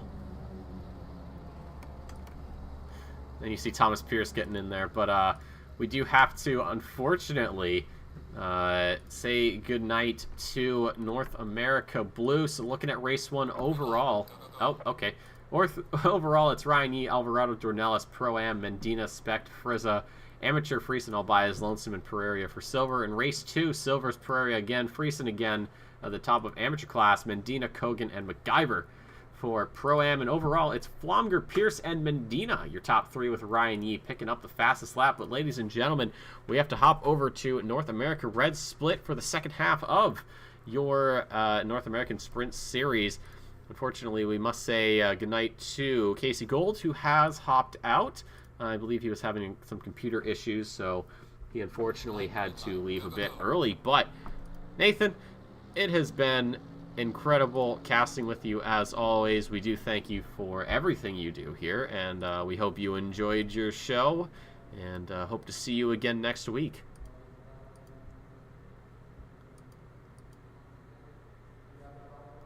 Unless we just lost Nathan. I think we might have lost Nathan. Oh no, oh, there he is. Or something happened. I don't remember what you said. Sorry, I got lagged. I said something about, you know, I believe you and Casey are on the way out. I know we'll have Ryan Yee and Jeff Spangler joining us, unless Spangler can. I know Spangler was talking earlier in the week about having some issues with the old computer. But yeah, Nathan, it's been a pleasure casting with you as always. So it's been a joy, man. I thank you for everything you've done, and hopefully you're ready for next week. Yeah, I'm really thankful also because I mean, OR has given me this awesome opportunity. This has been like one of my bucket lists for a while when I was like very involved in motorsports. So this has been fun, and I'm really happy that I'm able to learn a lot from you, which is like you're like a experienced commentator for me. So I mean, yeah. So thank you, man. I mean, also we can also notice that that's why Casey went out immediately, because he's joining Split Red. Yeah. He's wasting no Casey's time. Cold. Yeah. He's like, all right, wasting boys. no time. I did what I gotta do. Now I gotta do it again. Oh man. Well, we'll have to see how well our commentator Casey Gold can manage here as qualifying gets underway here for North America Red Split. Excuse me, I forgot. And actually, I got all the assets I needed. So ready, chat? Ready for this? Bada bing, bada boom. We're in Red Split now. Let's go. We in there. But yes. Yeah, I mean, I have to go, man. Thank you so much for today. I hope to see you next week for the last race. I'm excited also for the finals, if there's gonna be a finals. But yeah, welcome Ryan Yee. Nice race Thank from you. like race 1, race 2. Tough race from race 2, but I mean good points still, you know. I don't know if you saw, I almost binned it on the last lap. I don't know what you're talking Oh. about. That definitely didn't happen, Ryan. Yeah, you still survived, man. Yeah, you made it. Good job. You lived. In my mind, I was like, oh, it's over. Okay. And then it just saved itself somehow. See you guys. Have fun. See you later, Nate. Yeah, dude. So, Ryan, you started on pole in race number 1, and you basically just made an absolute joke of the rest of the field, saying, hey guys, like what you're doing, huge fan, I gotta go do my own thing. Take us through that first race. What was your strategy going into it? The strategy really was just live. I gambled on the wet tires, and well, it was very sketchy at the end. A lot of people were on like 38 or higher PSI, which is 8 PSI over the optimal, if you don't know. But yeah, I guess I just was lucky my car was stable enough to deal with it, and yeah. Well, you certainly made do with what you got. And then going into race 2, you had that reverse grid, started P12, obviously, as per reverse grid rules, and you made it up to P8. We were speculating that perhaps you would be able to make up all those positions over the course of the race. In the opening laps, you gained 3 positions, I believe, 3 or 4 positions, and then you just sort of hit a wall. What happened there? Was it the drivers in front, or was it maybe the Porsche not doing as well as you wanted? You know, what happened there? With Zandvoort, it's kind of like brands where there's no overtaking positions or opportunities. So once you're behind somebody, unless they make a big mistake, then there's nothing you can really do. So just, sit. The idea was sit behind. Maybe if we're lucky, somebody in front will make a mistake and we get positions off that. It only happened like once, I think, to one of the Lambos. And then, yeah, that was it. That's where we stood. Yeah, you certainly did a very good job there, just sort of pulling everything back with the cards you were dealt. As we did see Flomger, though, picking up a win here. I believe that is actually his first win of the season. If you just give me a hot second to open up the Blue Split standings. No, it's actually his second win. So you now continue to hold the most wins of the season at 4. Do you think you could do it again next week at Kyalami, or do you think 4 is a decent number to end off on? I mean, I'd be happy with the 5th, but I'm happy with 4 as well, so. The one time we're pleading the 5th is not a bad thing. Yeah, I haven't driven the Ferrari at Kyalami yet, so we'll see how that is. I've only heard bad things. I thought you were in the Porsche. I'm sorry. I forgot it was the Ferrari. Sorry. I knew what you meant earlier when you said the Porsche wasn't working as well. Yeah, a little rusty, and also there are these like really good like carbonated drinks, like alcoholic drinks. They're really good. But that's neither here nor there. Currently 14 drivers, though, for North America Red. Robert Jock saying something smells in the session. Yeah, something does certainly smell, and I think it's this Audi right here of Ryan Garrity, who's currently sitting in the unluckiest number position in all of the world, P13. It's Hamza Golzar in the Bentley with a 134.9. Hamza Golzar currently sitting on top of the entirety of North America Red Split, 525 points, just about 74 points ahead of Ben Keogh. Golzar coming in. He has won every race this season except for 2. He has 4 wins, and then you have to go down a bit. Brandon Wallet with a win, and then you go down a little bit further. Jeff Cohn also picking up a win. So I think it's safe to say that Golzar in the boat has made this entire season look more like a water park than a roller coaster, as he's still half a second ahead of Tim Brook. Tim Brook currently sitting P3 in the standings, P2. I don't know how we do this. Is it by net points or by straight points? Because I don't know. Because I see points are different, but I don't know. Net points, it goes Golzar, Keogh, Brook, but if you go straight off of points, it would be Golzar, Brook, Keogh. I don't know. I don't make the standing sheets. I just read them and try to make sense of them all. But yeah. Net points is with the inclusion of a drop round. So that means Keogh has less leeway to work with compared to Brook if this round or the next round doesn't go as well as they would hope. Oh. Gotcha. I don't know. I base everything off of points. If the points make sense, they make sense. If they don't, hey, you know what? I only read the words. I don't have to make them happen. But getting to the end of qualifying here, Golzar still on top with that 134.98, and Kurt Moss actually in the Aston Martin from Jamaica. Currently sitting in P2 as Brook actually goes a bit faster there, 135.2. So nobody else really able to break into the 34s. It's Golzar with a 34, and then Brook and Moss with 35s, and then there is quite the gap down to Davis with a 36, and then from Davis down to Andrew Sear are all 36s, And then you've got Stevens and Garrity with 37s, and then Casey Gold yet to put a lap in. But we get to the end of qualifying here. It's Quinn Smith, the first driver across the line, currently sitting P5 with a 36.2. He is half a second up on the Delta, and that's going to put him P4, so we'll have to see if Davis can respond to that, or if Davis is going to lose that position. Across the line, Kurt Moss is going into the pit, so his session is done for the first race of North America Red Split. Elliot Levine, P10, a 36.8. His last lap was his fastest, and as he goes across the line, he's going to sit there. Car number 5, Steve Davis, keeping on that P5. Eduardo Sanchez joining us from the wonderful country of Mexico in P7.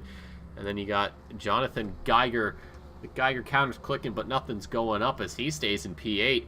And Hamza Golzar, he is currently a 10th up on the Delta. Now he's a bit even. It's not on the screen, but on the race control I have. And Golzar will improve a little bit. Another 10th for his name. 404. Tim Brook does not improve. And car 270, that is Chris Stevens sitting in P12 at the moment across the line. It's going to be 12 for the Lamborghini driver. So only 14 cars on grid tonight. So we'll have to make do. And I completely was looking at the wrong thing as Jeff Spangler has joined us. Jeff, you had quite the evening. Walk us through it.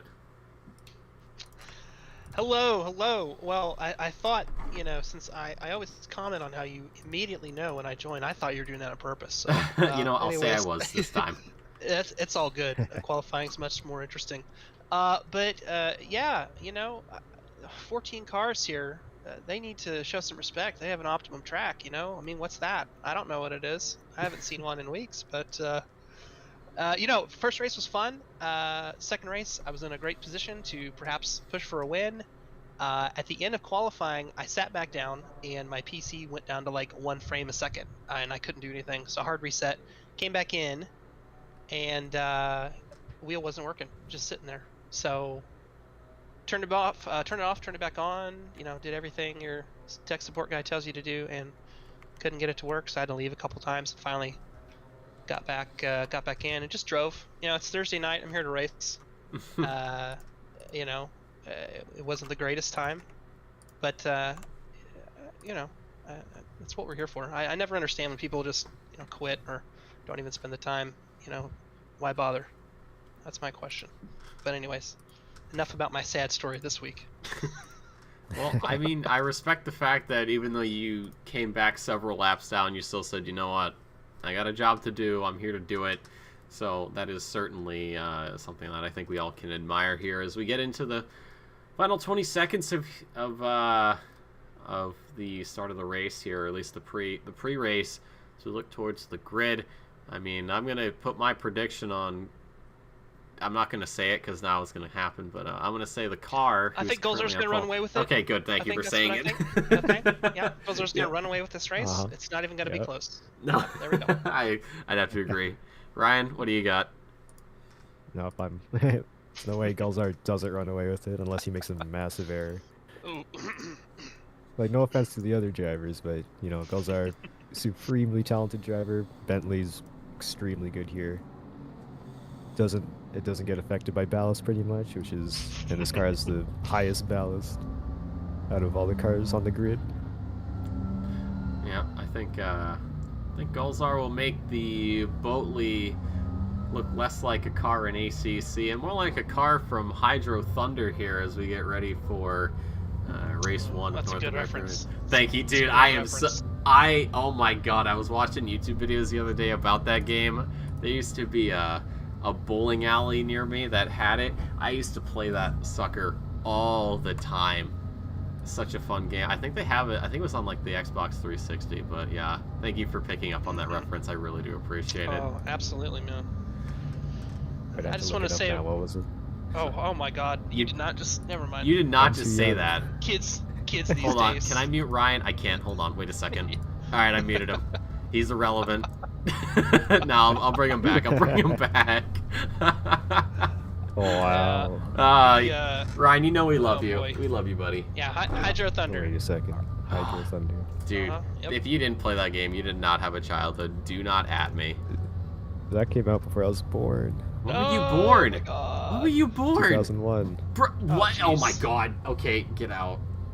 Oh, I'm done. I'm done. I'm quitting. Good night. Look at that. I'm just gonna end the stream right here. No. Oh, goodness. It came out in 1999. Yep. I played it after it came out and I still remember. Come on, Ryan. 2001. That's not an excuse. I gotta say one thing as we're watching these cars. There's some pretty good looking liveries here tonight. Oh, the yeah. Split. You know, there's some subtle. You know, like we got the gunmetal gray on the Mercedes. You know, we got some bright colors going on. It looks pretty good. I'm a fan. I like, yeah, a lot of... I wouldn't say it's as color diverse as North America Blue, but hey, that's neither here nor there. The safety car is starting to pull away, gentlemen. I'm going to pass this one off to you. I shall return in just a hot second. But yeah, one of you guys can take Nose the lead. goes, baby. It's all you. Oh, okay. I'll give her a try. Just pretend like you're calling the Kentucky Derby or something. You know. Sure. You gotta help me out when I blank, though. Alright, She they're didn't coming up say to the what's line what's now. the Kentucky Derby. I was thinking about it, but you're gonna yell at me. Oh. It's green light, and it's go, go, go. Looks like Mercedes at Timbrook gets a really good start. They're door to door, almost 3 wide in the back. Not quite, though. Backs off, keeps it smart. Oh, making it 3 wide, there's a touch in the back. Small contacts, but everyone's going straight, so that's great. The Gulls are getting away. Kurt Moss getting a spot, but goes off, goes wide. Really deceptive corner. That.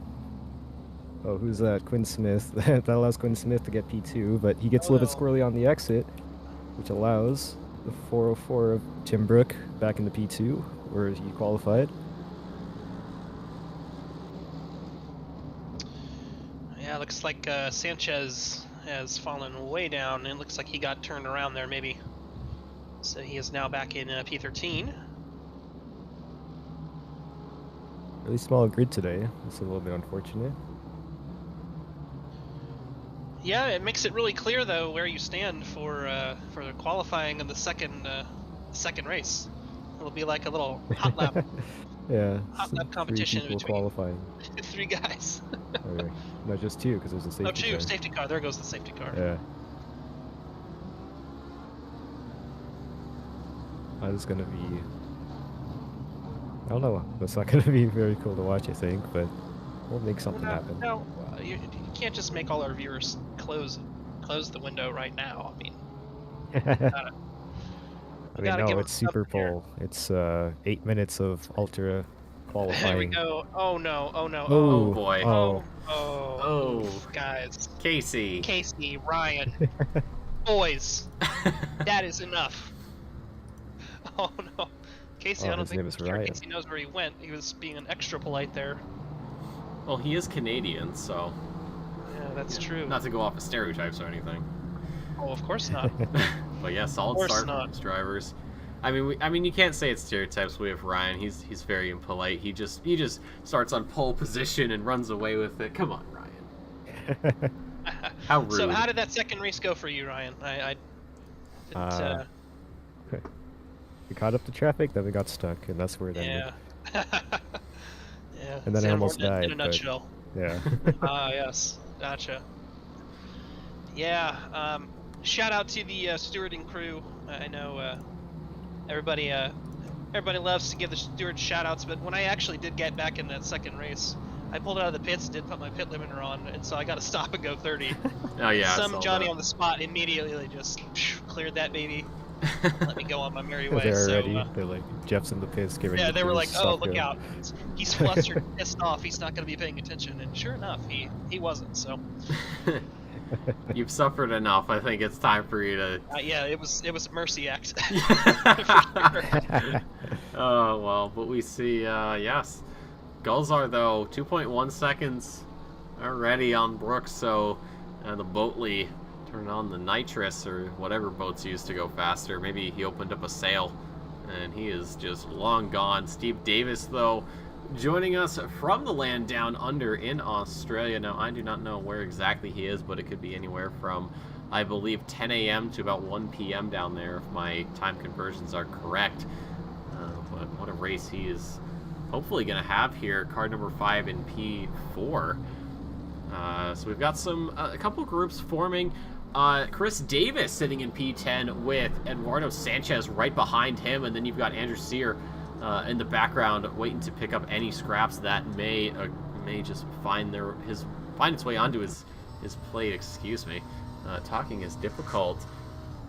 But a lot of these drivers starting to get comfortable. They know it's a 25-minute race. They understand that there is going to be another race after this, so perhaps benefiting from the reverse grid as we actually see Sanchez going a little too inside there and running over what I can only describe as a mountain of an inside curb. And that will give Andrew Sear a chance to catch up, but he'll have to back out, as I think he was a little too close for a move, hit the brakes, and unfortunately lost the time he gained. So as it stands, Steven Sanchez Sear 10-11 to 12, and then quite a gap down to Ryan Garrity, who, I mean, let's be real, he's obviously just letting somebody else win for once, right? Of course. Absolutely. This is all part of Garrity's plan. He just needs to make up one spot. Yep. Spot, right? And he is on pole. Yeah, he's on pole position. So he wins the championship, obviously, with one position. Definitely not manipulating the numbers here, as we see Sanchez very brave on the brakes, almost taking out the left rear bumper of Stevens going into turn 1. Andrew Steer still in hot pursuit. So they go down into turn 4 a little bit later on the brakes. Probably an accidental missed brake point from Sanchez, but Sear not able to do much, unfortunately, as all of these drivers getting comfortable in their positions. Goals are 3.5 seconds to Tim Brooks, so goals are making short work of everything. Another Canadian not giving up the P1. I can't say I'm surprised. Ryan. Yeah, we'll see what happens next race. Maybe it'll be like a nice mirror, you know? Like, he gets stuck behind everybody as well. I don't know. I mean, we've seen Golzar start from P12 and work his way up. I mean, if 4 wins is anything to go off of, he is certainly the man with the plan. Obviously not the Star-Spangled Mangler with a Plangler, because that is obviously Mr. Jeff Spangler. But Golzar, I could probably find some rhyme scheme, right? There's probably words that rhyme with Golzar. You ever hear Eminem talking about how to rhyme with orange? Oh yeah, he rhymed door hinge with orange. You're sitting there like this man's crazy. What do you mean rhyme with orange? And then he just goes through, just kills it. Like, wow. There's actually a word for that. My friend told it to me before. Double error from both of these drivers. Yes. Andrew Sear.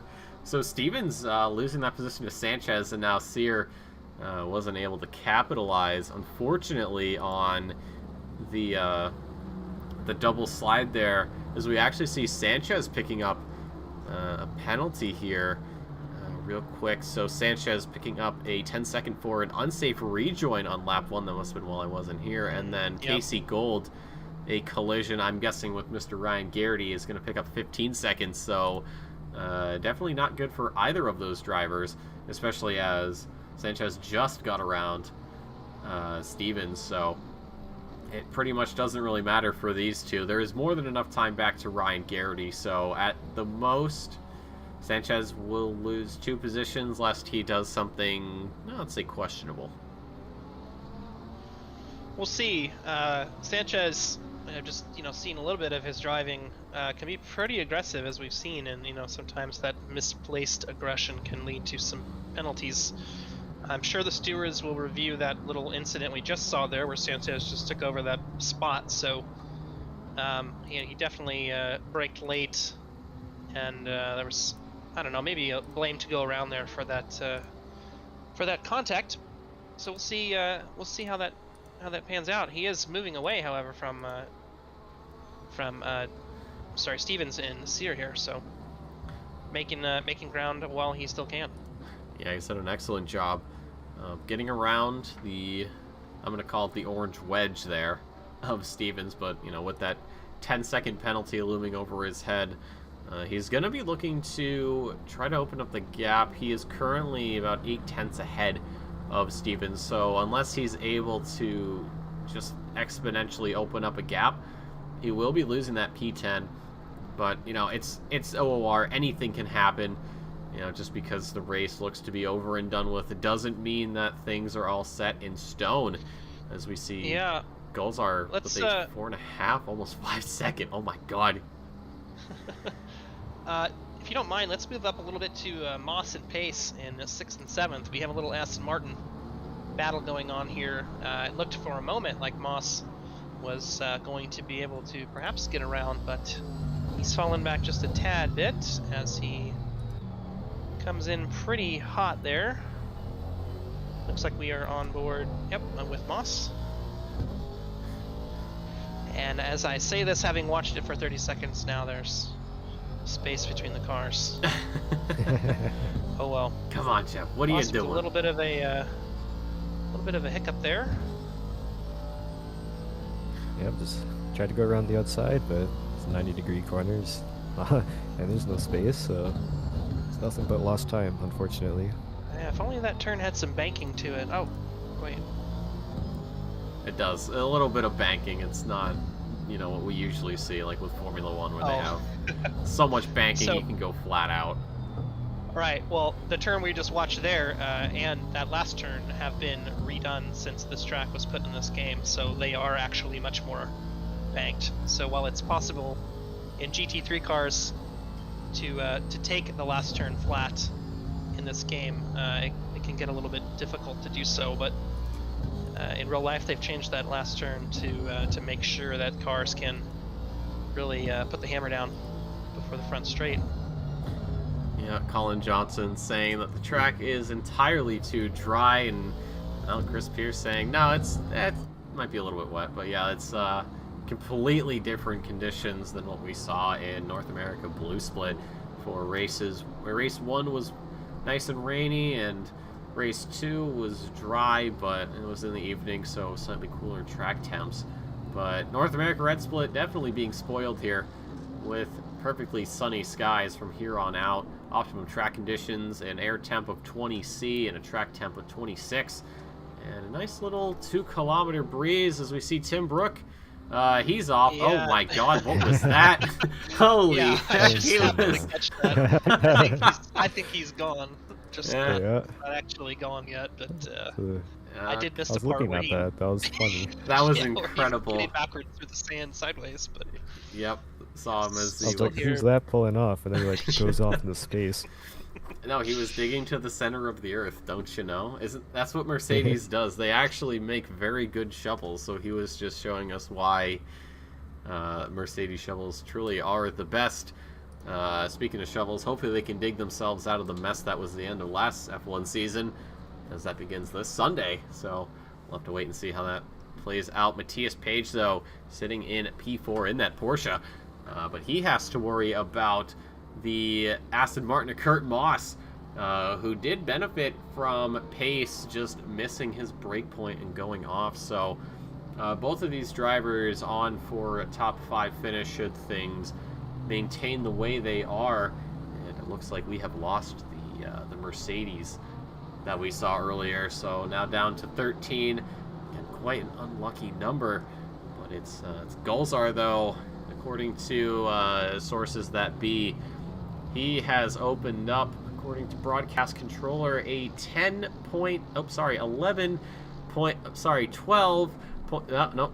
Okay, 13-second gap for can I get Gulzar. 13? Do I have 13? I felt like one of those, like at the auctions, I'm just, oh, here's the Yeah. number. Oh, someone's got the 14 from number. the man in the hat in front. Oh, goodness. Gulzar, absolute clinic here for North America Red Split. Has wasted 0 time. Matthias Lepage, though, is going to be on the inside here of turn 1. Kurt Moss later on the brakes, a bit braver, trying to go around the outside. It's not going to be his day at the moment. Lepage, though, holding on through turns 2, 3, into 4. He's going to have to worry about the slight slipstream that he's going to be giving off coming down this almost roller coaster-like section as we see Kurt Moss going a little bit wide, perhaps a little too eager, and will lose a fraction of time. But Matthias LePage trying to hold on for fourth as long as he can as we close in on the 16-minute mark. So yeah, a lot of these drivers just doing what they do and trying to get around where they can. And speaking of get around, Ryan Garrity actually getting around Andrew Sear. And something that we did not notice, but good on him. Yeah, I promise you're not on my payroll, but I did see that Sear spun out and lost a huge chunk of time. And don't look now, but Ryan Garrity is in position to start second currently. Let's look at him. What's the emotion? Look at that emotion. Ryan has said that he did not spend much time preparing today and was just going to hop in and see how it went. So I will enjoy talking to him later if it turns out that he gets to start race 2 in the first position. We'll have to see. Tim Brooks saying graphics drivers crashed. Yep, I don't know what you're running, Tim. Welcome to the club, Tim. Yeah, I had upgraded to NVIDIA driver, 511.79, and it was crashing my personal stream, so I reverted, and it wasn't an issue. Ryan Garrity now, well, there you go. Congratulations, Jeff. You just had to talk about how he didn't prepare. No. See, this is all part of the El Plan. Oh, El Plan. Now he's in pole position. Wait a second. Yes, he's in pole. Yes. Wait a second. No. Hold on. So he fools us into making this look like it was an actual error, when in reality, he's just disguising his true intentions. I mean, he can't just throw it, right? He can't just openly let off the gas and let it by. But wait a second. But isn't the Alpine car in GT4 not GT3? Jeff, your plan has some very questionable motives to them. I don't know if I believe them. Surprise, we have the Alpine F1 car now. Yeah. That's true, we do. I'm waiting for the OR to say, hey, you know what? They talked about El Plan in the booth. All right, season 8 or 9 of Sprint, we're doing Alpine for safety car. If I called it, I'm gonna be a very happy man. No, I'll do you one better. How about a all Alpine spec series? Oh my god! 10, okay, 10 do rounds. 10 rounds. Mullick, if you're listening, can you please make that a thing? I would pay money to see that. I would race in it and give you lap by lap commentary. Yes, all Alpine, and we have to have all the tracks that cause it, and I'm sure others to hit the rev limiter at high speeds. Like How about Ricard, Bathurst? I don't know where else they do. I don't drive that many GT4 cars, but yeah, I just want to see them go, right up against that rev limiter. I got a better idea. How about a 12-hour all Alpine spec race? Like, we have all these, look at these GT3, a 12-hour here and there. No, GT4. Give me a 12-hour GT4 in just the Alpine. Just the Alpine, yeah. Oh, God. What track? Bathurst. Ooh, yeah. Like, just a track that it, either a track that it either... Zolder. Zolder? Oh, God. Yeah, I was going to say either Alpine's a track... just, for whatever reason, terrible at Zolder. Yeah, that's what I was going to say, like... Flying Alpines. Like Jeff said, either a track where it hits the rev limiter, or I was going to say a track where it just absolutely struggles at.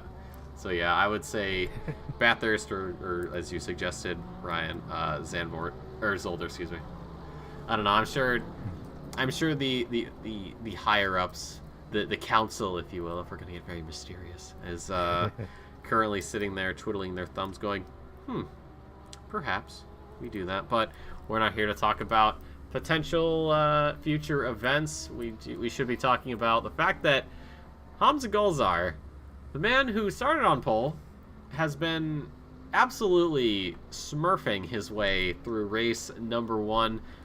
Quinn Smith crossing the line just now. The gap is 13.8 seconds, or as broadcast controller tells me, 11.3. So Golzar is currently making very, very short work, and I feel like he's just running time trial simulator. You get that a lot when you're in sort of the mid or the backfield. You're just sort of driving around, but Golzar gets to experience it at the front, as you can see from the minimap, just the absolute massive gap down to Quinn Smith in P2, and then you've got Steve Davis. I almost said Sam Davis. Steve Davis in P3. who's currently just about 4 seconds back. So some of these gaps are really opening up. Yeah, it's a little bit interesting because I was expecting people to get bunched up a lot because it takes one driver to, create a train, but here we are, most people are spread out. Yeah, Tim Brooke joining us again, so perhaps reverting to a previous version of NVIDIA or AMD, I don't know. Robert Jock saying standard Ryan strat. Ryan Garrity wrote The Art of War. I have a copy of The Art of War. I don't think I've seen Ryan's name on it, unless Sun Tzu is like a pseudonym. Yeah, Smelly Zoo, absolutely. Smelly, oh my Scratched out in pencil and rewritten. Smelly Zoo. It's Yep. written in like crayon. Yeah. See, I wrote this. Oh, I'm sure you did, Ryan. Oh goodness me! But yeah, Gulls are on a run right now, and Gold and Sanchez still the only drivers with penalties, 15 and 10 respectively. But a lot of these drivers, I think, are just saying, "All right, you know what? We're settled in. Might as well just keep it going. Still 10 minutes to go, but I don't think anybody's really close enough for a move. The only people close would be Sanchez to Levine, about 7/10, but with that 10-second penalty, it doesn't really seem to matter. And then you've got LePage and Moss, but LePage still just about a second or so back from the Aston Martin. So, yeah, not a very different experience than what we had in North America Blue. Yeah, that's for sure. He said, with no irony. No sarcasm. Oh no, absolutely none whatsoever. No, of course not. How could we ever? I mean, Kurt Moss doing a little drift action there, allowing LePage to make up a little bit of time, perhaps. About 3/10 there. So, Kurt, if you can hear us, you just keep doing that. Give us a nice close battle. not the drifting part. Don't do the drifting part. Don't listen to Jeff. Oh no, definitely Get the no. style points. No, I want to see him do like actual drifting. You know, where the follow and the leader. Well, we need I'm to sure go you to- guys have experienced this too, where YouTube just gives you something like crazy and off the wall.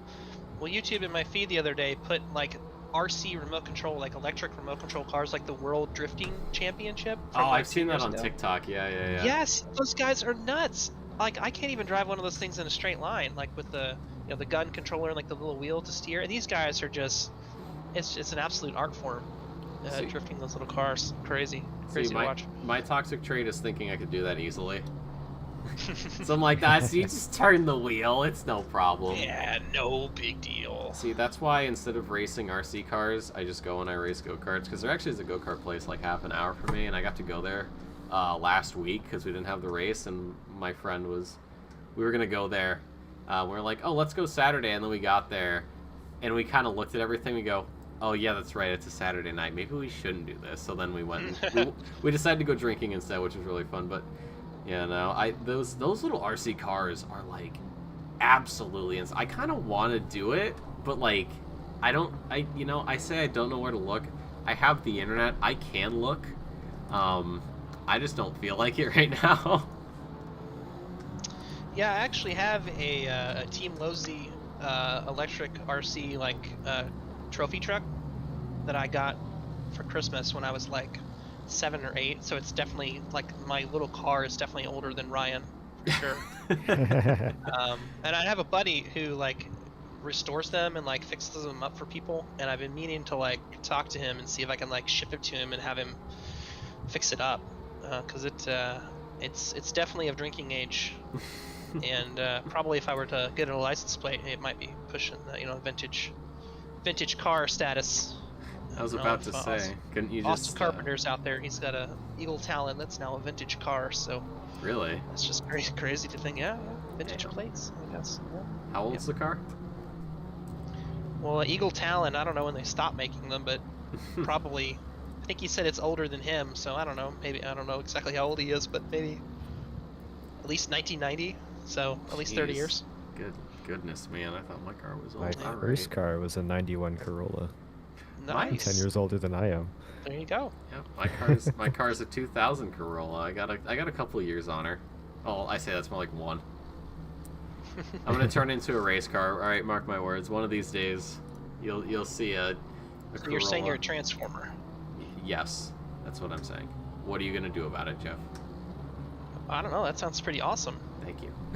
I'll put all Must be the expensive. I'll put all the fixin'. I'll make it laptop, enabled. You'll pull up to a light like, oh, it's a Corolla, and I just whip out a laptop. You're like, excuse me, what? Why do you have a laptop, sir? You drive a Corolla, and then it's just off the line, gone.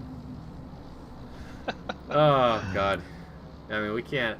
I mean, I don't want to dream too much right now. That is something that's probably never going to happen. Hamza Golzar, though, again, stretching his lead out 17.6 seconds.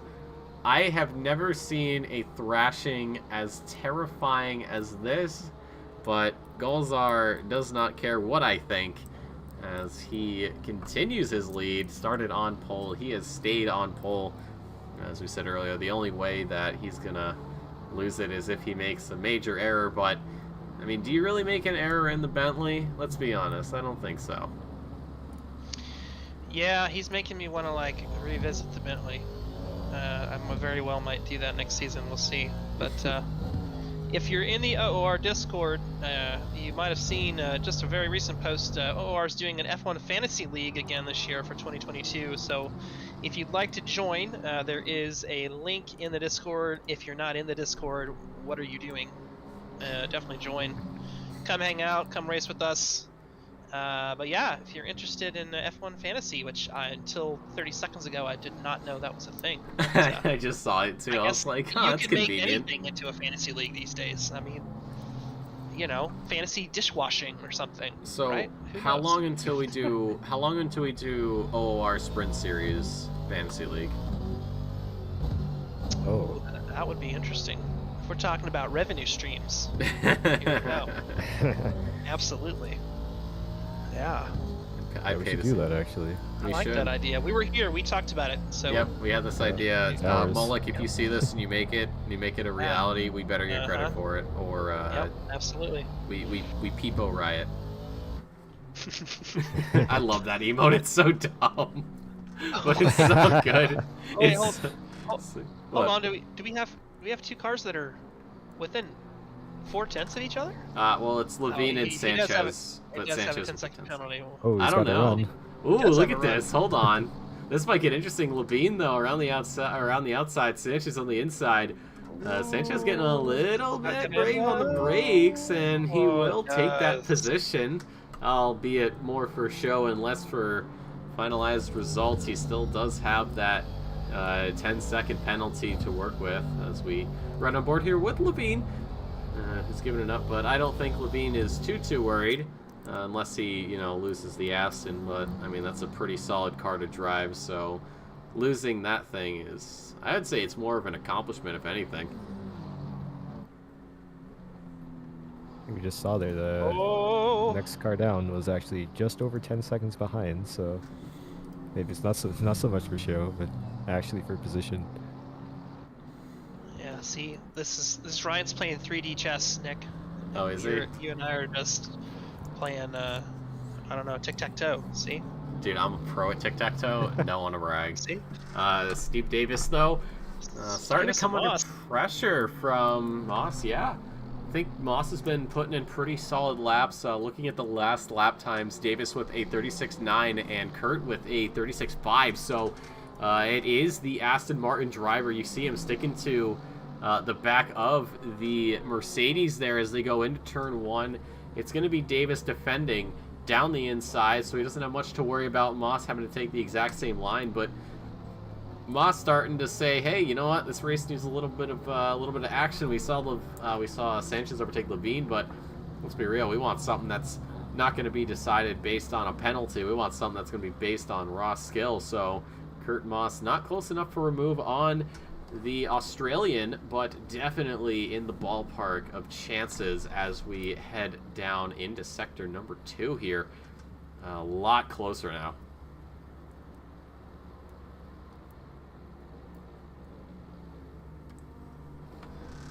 Same lines. Ooh, a little bit loose there for Kurt, so that's going to be some time loss there. Does manage to greet the apex perfectly, but yeah, still not close enough for Mubis. They head down here, running towards sector number 3. Kurt Moss, if he can keep the pace he's got, or at least keep the keep what he's got, he could potentially see a podium position, as Gulzar coming across the line here to start the final lap here at Zandvoort for race number 1 in North America Red Split. Kurt Moss, though, definitely not letting Davis out of his sight just yet, and as I say that, he falters a little bit and drops back down once more, so he's sitting consistently 6/10 back here for the last about 2/3 of a lap, so we'll see if these two can do a battle here by the end. Gulzar, though, getting around Casey Gold there, back marker for the race. And then, well, there's quite a gap down to, not Davis, excuse me, down to Quinn Smith.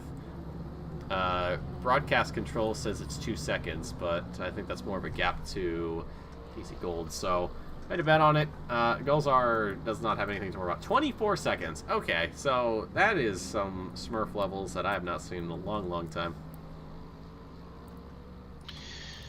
Moss here getting a little close. If you can really nail that turn, you can definitely get a run, although it's just really hard to get it done down here unless somebody sees you coming and everybody plays along nicely, which doesn't always happen. But quite the battle of contrasts here. We've got Great Britain versus Germany, Australia versus Jamaica here, and Dayglow Highlighter versus Gunmetal Gray. So, you know, this is the battle we want to watch here at the end, as Gulzar has come across the line. Such a foregone conclusion, we didn't bother showing it. Oh, and Kurt Moss. Oh, we didn't need to. Going wide. That might have been his last opportunity to make something happen, unfortunately for him, lest Davis makes a mistake. But Davis has been saying, you know, kept it pretty clean here for this entire race. Coming out of the last corner, Davis will find his way onto the top step of the, or the third step of the podium, excuse me, as Kurt Moss comes across the line in P4. Matthias LePage, P5. Chris Pace, P6. Jonathan Geiger in the Honda for Mad Racing, making it P7. Now we've got Sanchez here, who crosses the line. Now he could potentially, or he might end up losing this position. Yeah, Elliot Levine about 6 or so seconds back. So he will be picking up the position which he lost. And then we've got Chris Stevens across the line, Andrew Sear as well. And then we've got the man of the hour, saving best for last, Mr. Ryan Garrity. You know what? Let's ride on board with him. Let's take a peek at that mouth. Let's Surely he has realized his fate by now. It's all part of the big smelly plan. He's got the stream open too. Ah, Yes, Ryan, how dare you? Look at that. Oh, look at that. Ooh, what a 360. move. No, I give it an 8.5, just because he Wow, I was gonna say went off. 7.8. I think that's a little generous. But that was pretty good though. That was very good. All right. Ben Keogh saying I'm missing the final race as well as I'm a non-factor in the points. Ben, you are never a non-factor. Everyone's a I was factor. gonna say, man. Yeah, come on. All right, but here we go onto the track here. So the top 12 drivers will be getting out onto the circuit here. So I believe the only people who get to go out and do some running is going to be, I want to say, I don't remember because I don't have a brain. Actually, we see, who is that playing? It's Casey Gold.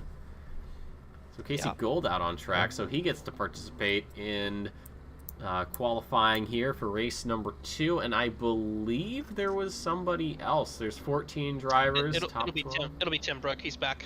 Be Tim Brook. Oh, it will be Tim Brook. Tim Brook. Well, no, Golden. Well, what is Gulzar running out? Is he bored? He must be bored. I was gonna say, instead of actually having these two guys qualify, can we disable, like, just DQ for driving backwards and just have them joust each other down the straightaway, the pit straight? That is a really stupid idea, and I love it. And we could see, you know, obviously you would kind of chicken out, you know, like in real jousting they would, you know, pull up at the last minute and get a glancing blow. You know, we'll do a couple rounds and see who takes the least amount of damage, and then they get to start P13. That's a Think we should good make it. idea. Casey Ooh, Casey low jumped drift into after. the corner. Okay. Style Hey. points. Yep, Yeah, style that's the points. outlap. It's an outlap. So yeah, I think It's all good. That's what it's for. You get that done on the outlap, and then you don't do it. Isn't that like during your standard actual tire fight. warming procedures, right? Isn't that what you're supposed to do? Oh. Like, Absolutely. I do it all the Jump time. oh yeah, of course. I'm definitely not losing control of my car, guys. Okay, it's all Yeah. all part of the plan. I'll plan. If it ever goes too sideways, just keep it on the gas. You do a donut. It looks like it was intentional. I mean, you can save a drift. I think what you stomp the gas and drop the gear so you can keep the Yeah. RPMs up in the back wheel. I've done it. It's terrifying. You're like, aha, yes, of course. One brown Hey, can we, flag, please. Can we get the like cinematic camera here just to make this a little bit more interesting? It looks like you Tim go. Brook has conceded last place. Is this the uh, cinematic camera you wanted? Oh no, I meant like the the third person like race broadcast cam where it Oh, okay. Chase cam. Let's see. one of those this? fixed cameras. Oh yeah, like that one. Oh yeah, Okay. there you go. All right, I'll give it to you. Chase cam. Listen to this guy. All right, Chase You cam, said gotcha. third person. Yes. Hey man, I'm a fan of Chase cam too. I love it. So cinematic. Beautiful. Let's do helmet cam. There we go. That's a new one. We don't see that Yes. very often. Love it. Absolutely. Beautiful. Let's Where is Goldstar? He's not in the pits, but what? But he is in the pits. Ah, but you see, it's the old switcheroo. You got debated. Got him. Oh, Oh, you see Tim Brooks coming out on his outlap now. Is he? oh, Tim. Timmy boy. There he is. Mr. Tim Brook joining us. And I gotta say, I really, really love that livery. I think it looks very nice. How American. Hey, listen, it's Coca-Cola. Or no, it's Pepsi. It's Pepsi. Wait a second. Pepsi Is doesn't Satellite have red in it. Racing sponsored by Beppis? Ah, God. Maybe they are. Colin Johnson calling for the rain dance. I'm gonna call for you to shut, please. No, Thank you. Colin, don't listen to Jeff. He's just a hater. You know what? You I'm too sure can Ryan- end up I'm with su- 40 PSI tires. I'm sure Ryan Garrity would love to get some rain right now. Ryan Gary There he saying, is. Get ready for the slowest leader this week. Yes. No, Welcome Ryan, in, my listen, friend. listen. Audi power. He's gonna hit the gas. The back end is gonna just step out for some reason. And okay, yeah, maybe he's right. We are Somehow in getting, reverse. aren't we getting the It's all the out. new Audi in a few We weeks? are. It's a, Mhm. what is It has a weird rear wing. Yeah, I noticed that. I looked It's really at cool. it. What? It's an Audi and what else? It was another car. Is it a Ferrari or a Lambo? I don't think we're It's getting another GT3. all of the above. It's all of the above. Well, yes. So we're getting the new Audi, the Evo 2. Yep, I saw We're that. getting a Ferrari Challenge car. That's what it was. So not a GT3 car. We're getting the Lamborghini Super Trofeo Evo 2 or Evo or whatever, Mhm. the second iteration of that. Yep. The BMW M2, what is it, CS or Yes. competition or something? Yeah. Yep. And then last and certainly least, Porsche lovers out there, the new Cup car, which I'm actually excited for. I did a Cup car race and it was very interesting without TC, but No, it was Yeah, fun. everyone's It's fun. speculating a Honda too. I don't know where that's coming from. I don't think so. That would be way in advance. Honda's not even. I don't think they're even testing that new car yet, are they? It's certainly not. I have no gonna idea. Be racing idea. for another year or so. maybe Kunos are weebs and they want another Yeah. Japanese car. ACC Like, yeah, is Honda. the test. Yeah. No, you know what it's gonna Although- be? It's the A86. It's gonna be in the game. They did actually tweet when they tweeted the announcement for the Huracan Super Trofeo. They accidentally omitted the Super Trofeo part in their Ooh. initial tweet, which people saw and was shared, and then of course it was deleted. And then they tweeted again with the correct car. So, you know, Lamborghini is developing a new GT3 Evo. So never mind. I personally, I think there's going to be a surprise. Maybe not in the cars, but certainly in the tracks. The tracks that are supposed to come out maybe this summer. I know they There's did a lot of talk about speculation that. as to what, aside from Coda, is going to be there. Because I believe that's the only track that they've actually shown so far. But I You think never if know. they do, A man can dream. I think if they're doing like an America pack, I really hope Watkins Glen is in there. That is such a good track. Because don't they race at it? Or no? I don't think they do Watkins. What's Sonoma? Oh no, I'm thinking of IMSA. Never mind. Yeah, Sonoma, VIR. I personally would love to see Indianapolis. That's I a actually got that's to a go good one. To the 8-hour there last October. That was really awesome. Really cool place. Daytona. Pretty nifty track. Yeah, that would be neat. Maybe in Assetto Corsa too, but I think they do have it in Assetto Corsa. I think it's been modded in. But yeah, Assetto I'm There's Corsa. sure a mod for everything in Assetto Corsa. Yeah, I was Oh, gonna that's true. say, the I list mean, of if- things they haven't modded is probably shorter than. Yeah, I mean, I've seen. I saw a video by Jimmy Broadbent where he did some very interesting cars. Modded Oh yeah, into I have the AC. banana mod. You did? Oh, you had the banana mod. I saw. Let's see. Yeah, you it touch was. a wall, your game just explodes. Yeah. It's hilarious. I think one was a Lego car, one was an elephant. There's a croc. There's a croc. I think what was the other? There was one. It was oh, what's his name? The dude. Yeah, the Oh, one guy. you know who I'm talking Yeah. about. I don't know I what to actually say. don't. You don't? No. What's his face? I know it's a Um, very cursed oh. car. Oh boy. Ooh, style points. Hey, there you go, Timmy. Oh yeah. You a donut. Oh. Finish it backwards. Let's Come on, go. Tim. Is that a DQ or Worst. not? I think if you're driving No. backwards in the right direction, probably not. Yeah. Well, it's Tim Brook though for the fastest of the other two cars, a 136.015, and Casey Gold out. His personal best is a 37.475, his best and his previous lap. So, according to the Delta here, he is even with himself. So I do not think he'll be moving up unless he somehow hits B for boost and finds well over a second and a half as he goes into sector 3 here. The Bentley, definitely a car you can throw over some of these curbs. I feel like there's a couple curbs here at Zandvoort where the Boatley has no problem going over them. Yeah, I think all the curbs belong on do agree. Zolder. Yeah, you're right. Hey, going to the chat here, some speculation. Colin Johnson's Supra GT4, that would be awesome. I really wish they would bring the Supra and the Mustang GT4 car to this game. That would be really neat. I don't think they've ever said anything, or nobody really knows why they're not included. I guess it's a licensing thing, but with so many other manufacturers in this game, I don't quite see why. Ryan Garrity wants the Vet, and it's going GT3 soon. The Mustang, maybe? Possibly. I don't know. They are Maybe they are Corvette. developing a Mustang. They are developing a Mustang GT3 for like 2024 or 2025. So, new Vet and Mustang will be here someday. As crawl through the field here. Let's see. Well, I mean, we talked about how good they are. What's the worst? I think that Davis Lambo is a little. I don't know. Ryan Garrity though. I think I was gonna say Garrity. His Yeah. Audi looking just incredibly weak here. I think he's gonna get overtaken by the safety car somehow. Yep. Probably right at the beginning, I think. Oh yeah, I feel like probably. I mean, the safety car. I mean, it Yeah. is a Jag. I don't think I have the textures loaded, unfortunately, but the Jag definitely the car for all of the Chad racers out there. Let's take a look. I am always impressed by the is. interiors of these cars. They always look amazing.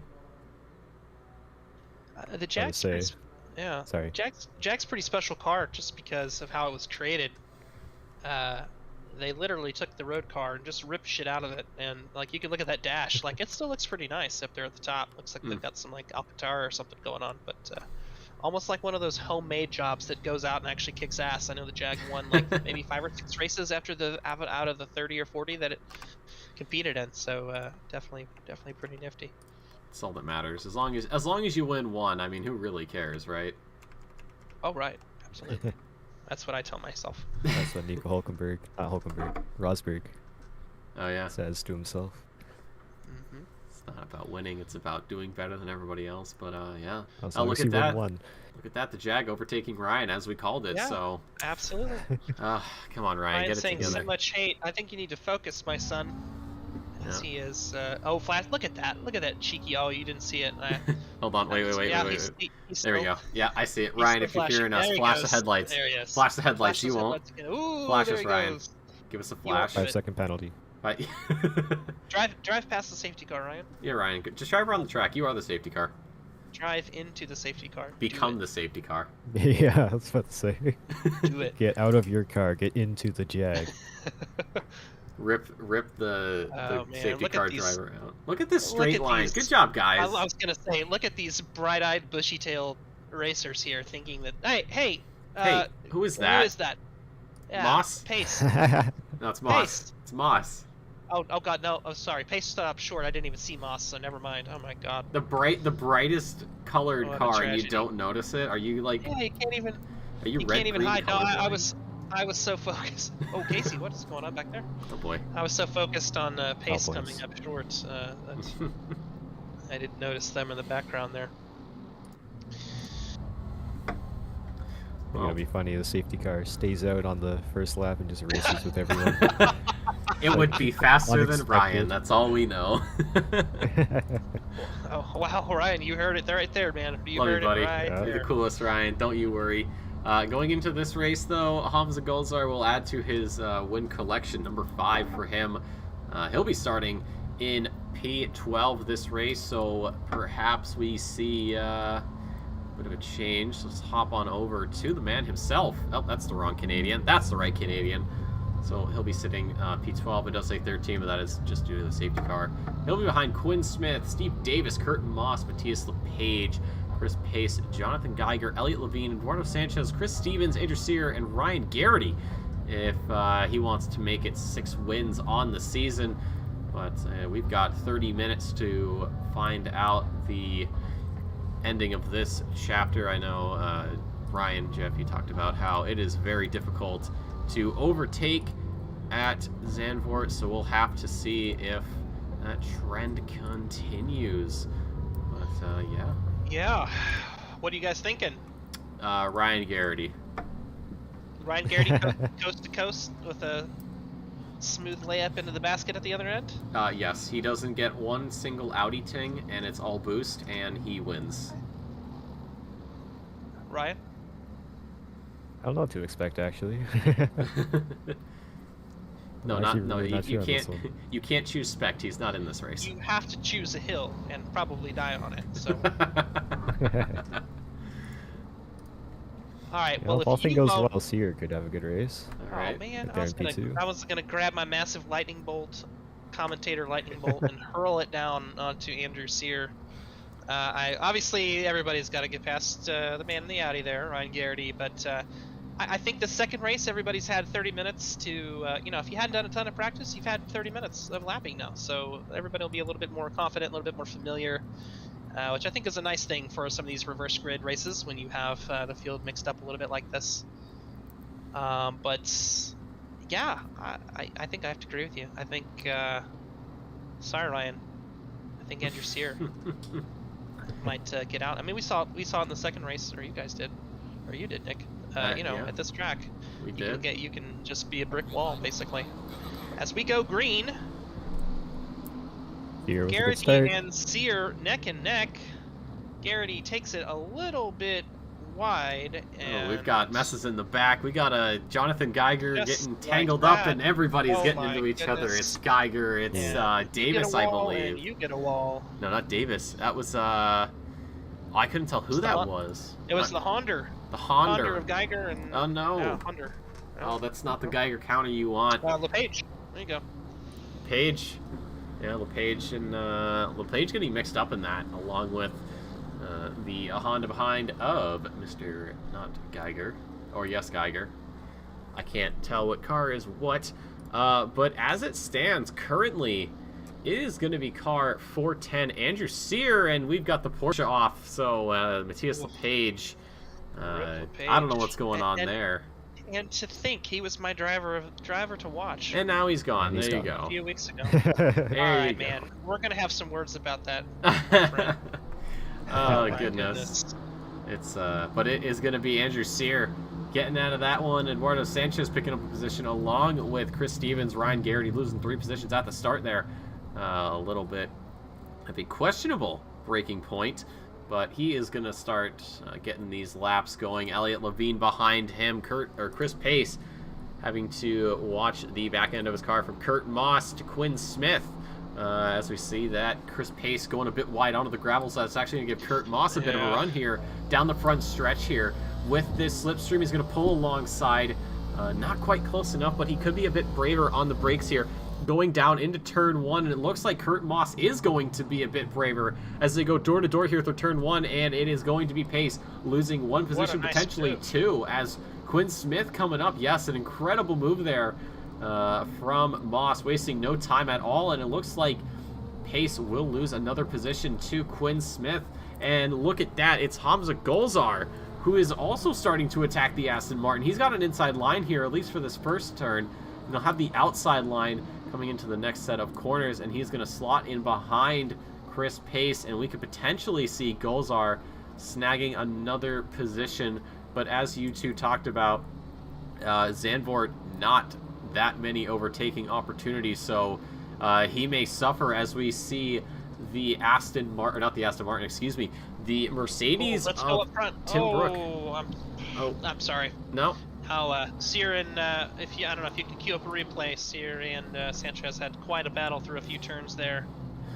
we got a couple here, door to Just a door. little gun shy, maybe perhaps some Sear tried to get it back here, but just didn't have it on the outside. So Sear slipping down to P2 with Sanchez in front.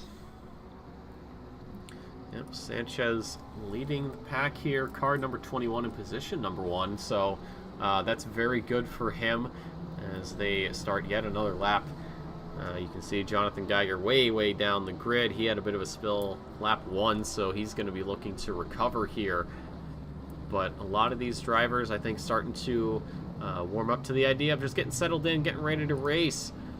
Ryan Garrity having to defend from Kurt Moss, who actually does pick up fastest lap. Kurt Moss with a 37.247, so very solid run out of him. That is about, I think the closest driver to him is going to be, if I can do math correctly, pretty much nobody. I guess Chris Stevens, a 37.7, which is about half a second down, but yeah, Kurt Moss looking to gain positions, potentially open up some light here.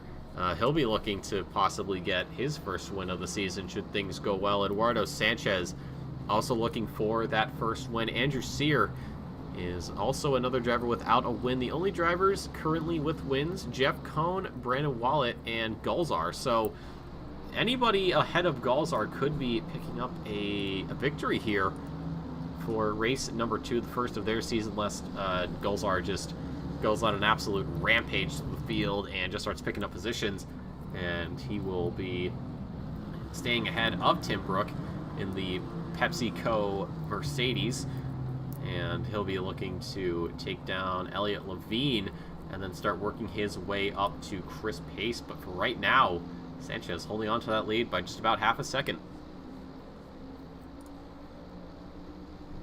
Up on the start straight, we got Kurt Moss with a good run on Ryan Garrity in the T1 here. Looks like on screen we also got Hamza Golzar.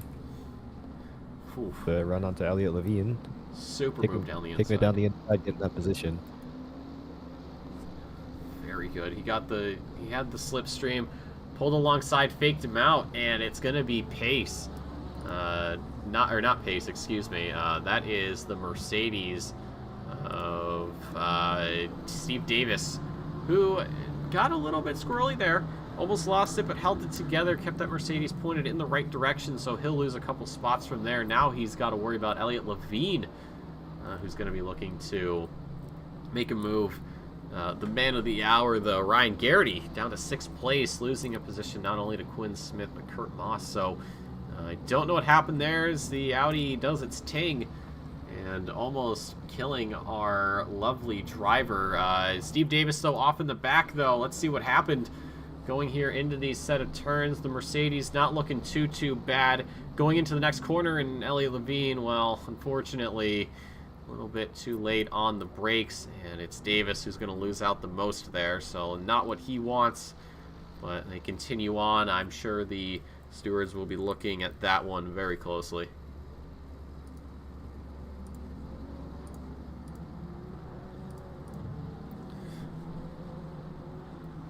Gulzar, though, up to P8. Gulzar with a run on Ryan Garrity. He uses the slipstream, pulling out to the right side. He's going to go door to door with one of the greatest racers to ever grace the OOR.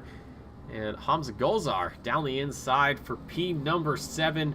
We're not even halfway through the race, and he has made up 5 positions here for round number 2 at Zandvoort. And now he is honing in on Chris Pace, trying to see if his pace can better the Aston Martin here. Still 22-23. We got car 124 off. That's Casey Gold. What is going on? Driver's just losing their composure. He gets on the curb, and then he gets on the curb a little too early, and, well, thankfully he keeps it on the grass and off the wall. Definitely not what he wants, as we see all the other cars going by, and now it is Casey at the back of the grid.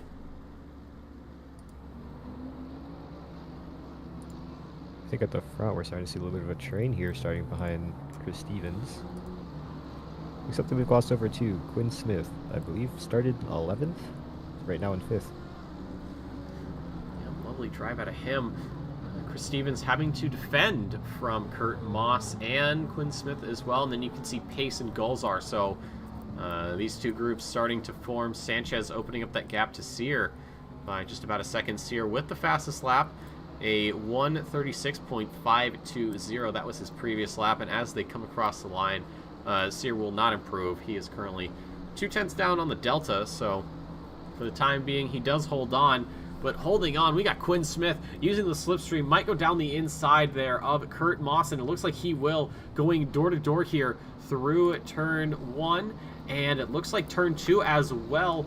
Quinn Smith trying to get this position away from Kurt Moss, and he does. He rips it from the hands of the Jamaican, and now it is Kurt Moss in P5, Quinn Smith in P4, and Chris Stevens, well, he's looking mighty tasty for that Lexus. We'll have to see if he can hold on to that podium position, but with the absolute run that Quinn Smith has been having this whole time, I don't know if it'll be at all possible.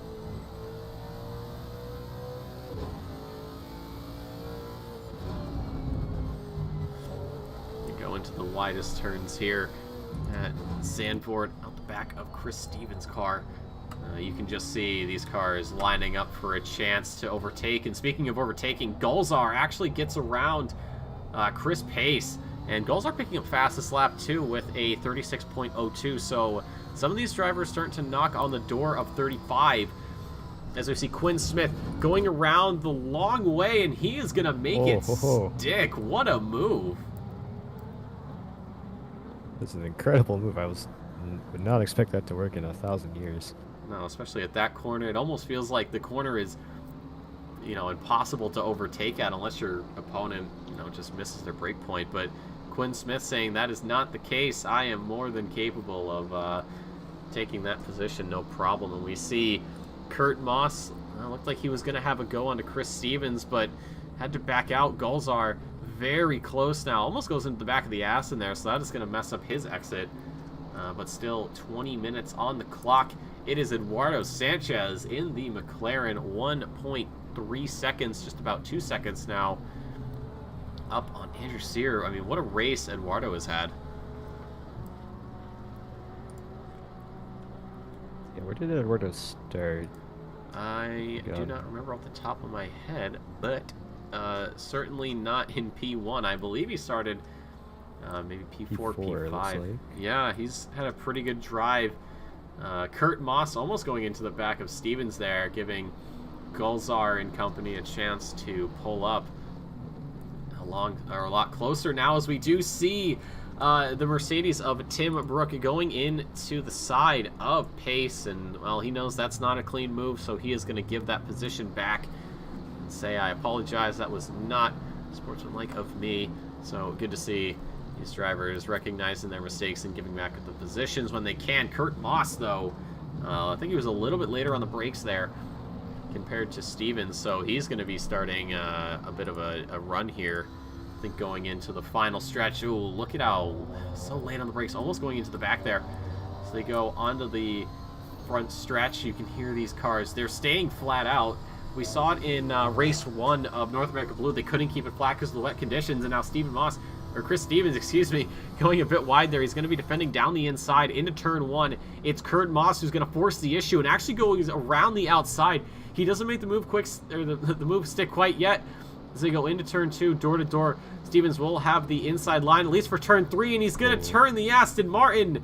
And it's Moss who loses out there.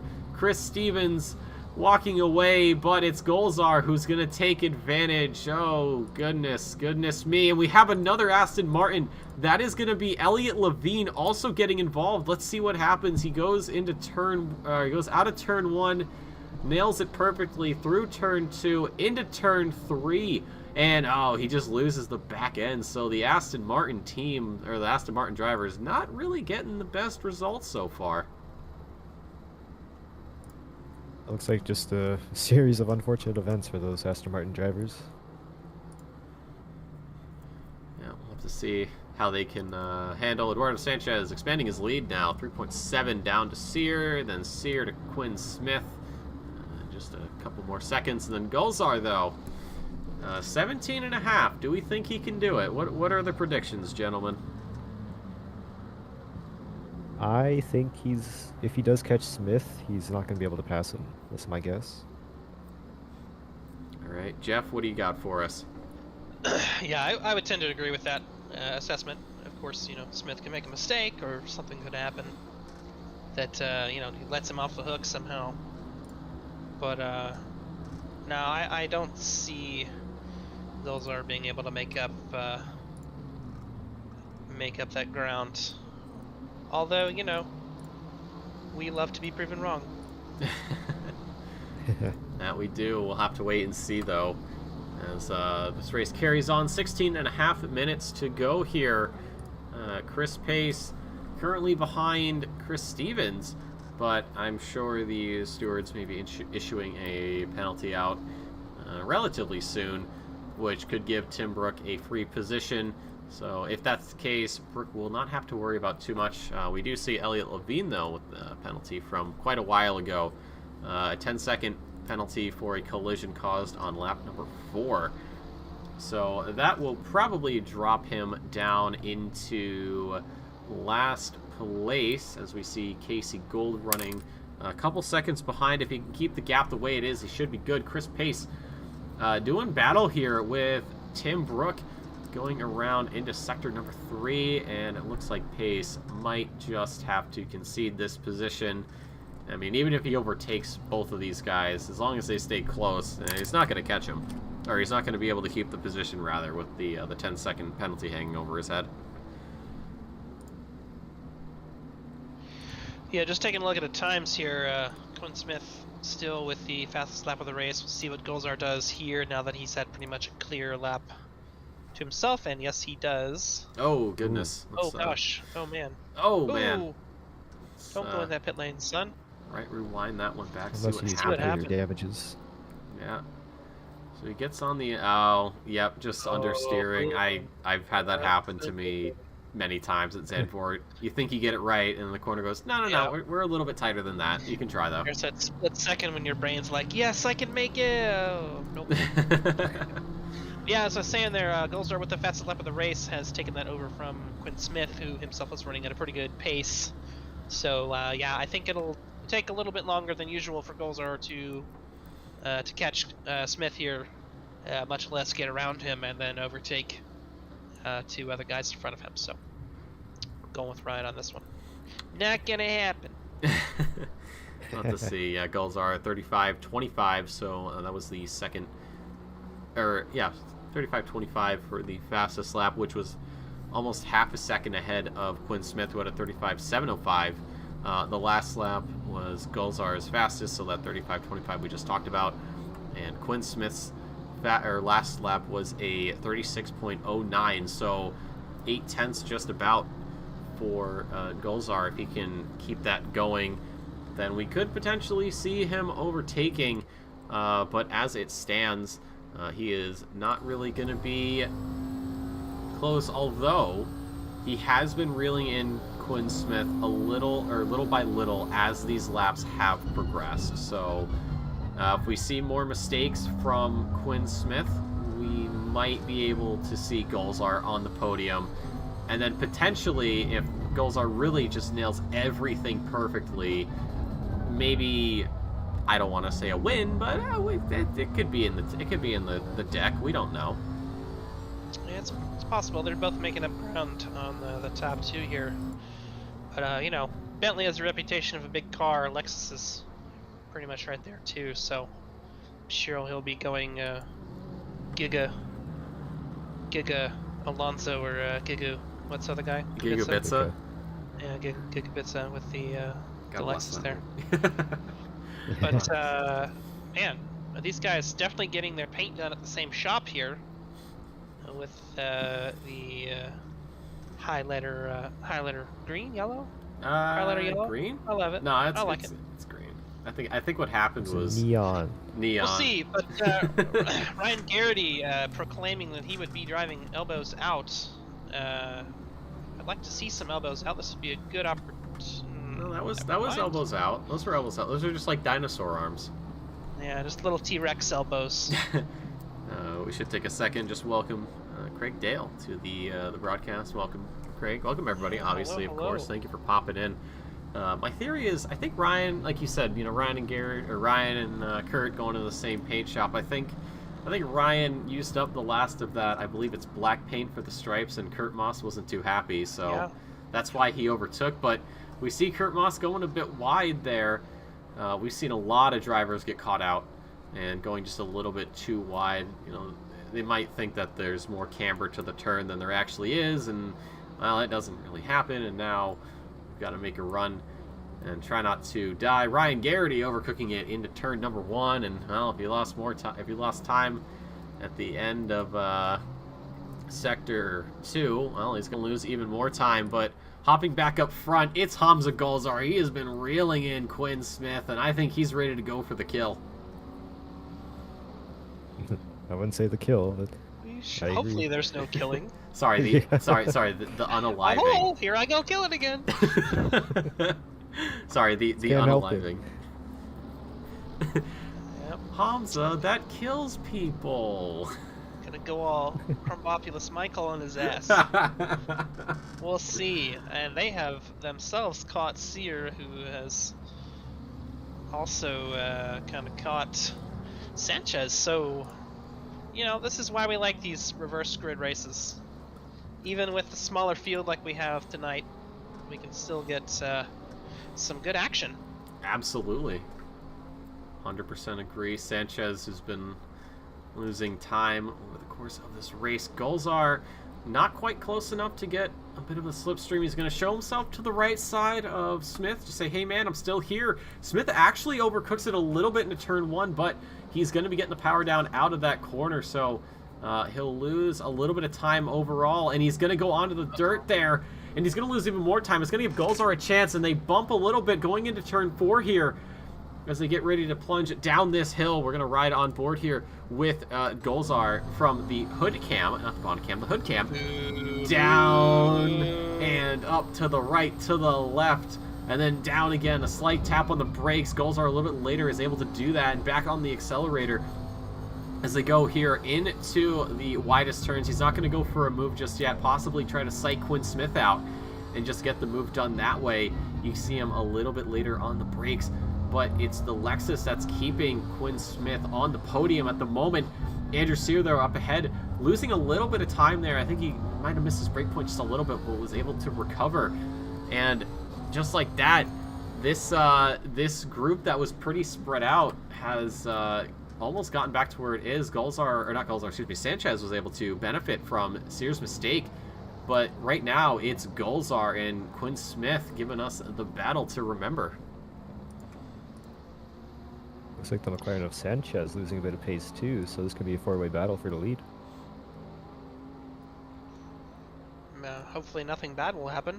I was just going to say, I don't see how Golzar's going to get around him unless he gets a run. With that Lexus speed, as you can see, even with a run, Golzar looking on the outside, I would be surprised if he could pull that off.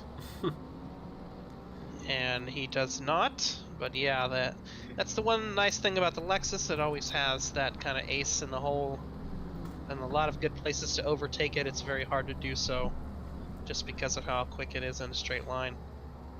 And obviously on a track like this, we're not going in a straight line, we're turning on a very tiny track, and so it's you know, a little difficult. But I think like in really all forms of this GT racing, a lot of times the cars are so even, you really have to rely on a mistake from the guy in front of you. So we'll see how clean these guys can keep it, as Sear now less than a second in front of behind Sanchez, less than a second and less than half a second, so you can really see them bunching up here. As Golzar thinks about getting a little too friendly with that Lexus rear end. Thinks better of it. So I think if Golzar can get around both Smith and Sear, I don't think it's out of the question to see him potentially challenging Sanchez for first place, but he's been stuck behind the Lexus and the Porsche for so long. It almost feels like it's slowing him down a bit, which is stifling. I can only imagine what would happen if he had all the clean air in the world to work with. Quinn Smith, though, a lot closer now on Andrew Sear. He's going to go down the inside here into turn one. Not quite close enough, but he's going to force the issue. Down the inside, it's Quinn Smith gaining a position. Now Crucial. P2, absolutely. Crucial move for him. And now Andrew Sear has to defend from Hamza Golzar, but it's Andrew Sear a little psyched out by the Bentley, and now it's Golzar down the inside, and Golzar could potentially hold on to this position as they punch down the hill, and yes, he does. He holds on to it. You see the Porsche behind. I don't think the Porsche has enough. Even with the slipstream, it's not going to be good enough to get around Golzar. I mean, what an incredible exchanging of positions we've seen, and now Golzar is going to have his sights set on the Lexus of Quinn Smith. Quinn Smith trying to hunt down Eduardo Sanchez as we get to the final six and a half minutes here at Zandvoort. This whole thing has been blown wide open in the last couple of minutes. Yeah, I was going to say they're absolutely crucial for Smith to get around Sear and for Golzar to not get around Sear, and it was that way for one or two turns, but Sear went a little deep and gave it up to the Bentley. So yes, Smith is happy to move up a position, I would imagine, but not happy to see Golzar do the same quite that easily, as they are both closing in on the back of Sanchez. Sanchez, I keep saying it, a little bit of a wild card. I've seen him in some incidents. It looks like he might have touched the dirt there just a tiny bit, maybe not. I think we have a high probability of seeing some sort of sadness here, because I think Sanchez, I don't know him. I'm not that familiar with his racing career. I don't know if he's been in this situation before, but high pressure situation, especially if you haven't been there, you open yourself up to try to do too much and make some mistakes. We'll just see how that pans out. But you could already see him there on the pit straight, trying to break any sort of draft that the Lexus can get. That's a good move from him, just because Lexus is already fast, and you get it right tucked in behind you. It's even faster. Absolutely. So a little bit of a squirm there from the McLaren there out of turn 4. And it's Quinn Smith, who's a little bit late on the brakes, and he's going to lose out that position. It's Golzar up into P2. Golzar just has one driver to get around, but Smith's not done yet. He gets a better line, but Golzar covers it off down the inside, and he's going to do it again. So it's going to be Quinn Smith trying desperately to get back around the Bentley. He looks down the inside, but there's not enough room there. The door is just a little too closed for his liking. And it looked like he also went onto the grass a little bit. So now he is trying to hunt down the Bentley as they go into the chicane a bit later on the brakes, but not enough. You can see Andrew Sear in the background getting ready to pick up any scraps that these two happen to throw his way. But it's, look at Eduardo Sanchez. He's got nothing in front of him. He's got no slipstream. He's got just clean air. But he's going to be punching a hole through that Golzar could potentially gain an advantage of. Here they go down the front stretch once again. It's Sanchez weaving all over the place, trying to break that toe, but Golzar's having none of it. Golzar, he's going one side, he's going the other side, down into turn 1. Look at him, almost touching the rear left quarter panel of the McLaren. Not quite close enough for a move. Sanchez holding on for just a little while longer, but we passed the 4-minute mark. I don't know how much longer Sanchez can hold on for. Golzar on an absolute charge, and so is Smith. Yeah, I think Quinn Smith is definitely Sanchez's best friend right now. Sanchez flashing his lights there. I'm not sure what that was. It looked like he was flashing his lights. Yeah, I mean, Sanchez needs to play it cool, you know, be cool, park it on the apex, make Golzar slow down. Oh my goodness. Yeah, make Golzar slow down. Don't let him get a run. Make him park it, because Quinn Smith is right there, as we can see. Smith with a bit of a run, and if Smith can keep it close coming onto the pit straight with that Lexus speed, he might be able to at least distract or make Golzar, put Golzar in a position where he can't just outright attack Sanchez. Possibly. You heard the missed gear almost, I think. I think Quinn Smith was just in the wrong gear, and all that time he kind of gained through those corners, he is going to lose. But he will gain it back there. The Lexus, a very quick car. He's a little bit antsy on the exit, and now Golzar starting to pull away onto the back bumper of Sanchez. Here they go around the final turn here. Another lap with Zandvoort down, 2.5 minutes to go. Sanchez has been running up front after the start, and he is desperate to hold on. He is so close to the first win of his season. But it's going to be Golzar who's trying something as he just covers off the inside. He's going to force Golzar to go along. Go deep. Wow. They go deep. Golzar back on the power. They're going to go door to door here, down into turns 2. It's Golzar getting an overtake on Sanchez. Fights back in Golzar. Finally getting around the McLaren, and now Quinn Smith has something to say about it, and Quinn Smith's gonna turn Sanchez. Sanchez loses 1, 2, 3, 4 positions going into turn 4. Oh, it was going so well for him. It was an amazing battle between the Canadian and the Mexican, but unfortunately Sanchez getting tapped in the rear by Quinn Smith, and Hamza Golzar, the driver who started P12 because of the reverse grid, now finds himself in first place. Chris Pace actually going off here at turn 4. We'll see what happened here. He just gets onto the grass. So, ooh, big hit. Ooh. Everything's happening all of a sudden. Wow. Last lap desperation. Man. Well, ding, ding, ding, ding. Ring the bell. We're calling it. Yep. Wow. Those are Just Pace just in the pits. unstoppable force, it seems. Yeah, you can't hold him back. He got win number 5, excuse me, in race 1, and he has one more lap between him and win number 6 on this season. It has been an absolute thrashing for him.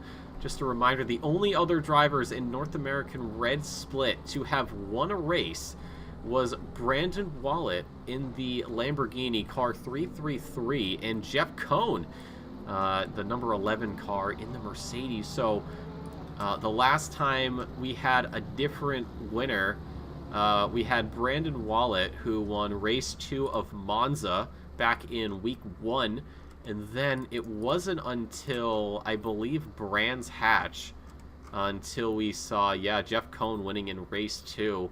Where we had Golzar finishing in P13, but last week was all Golzar. So Golzar, he won the first race handily, absolutely zero chance for anybody. Get the reverse grid going, starts P13, the third to last lap. He finally gets around the last driver he had to worry about, which was Sanchez. And then Sanchez, with the heartbreak of all heartbreaks, and Quinn Smith is going to be picking up a penalty here. It's only going to be 5 seconds. Wow, that is surprising. I know. I was expecting 10. I'm sitting here doing the mental math thinking 15 seconds is going to put him down into like 6th or 7th maybe.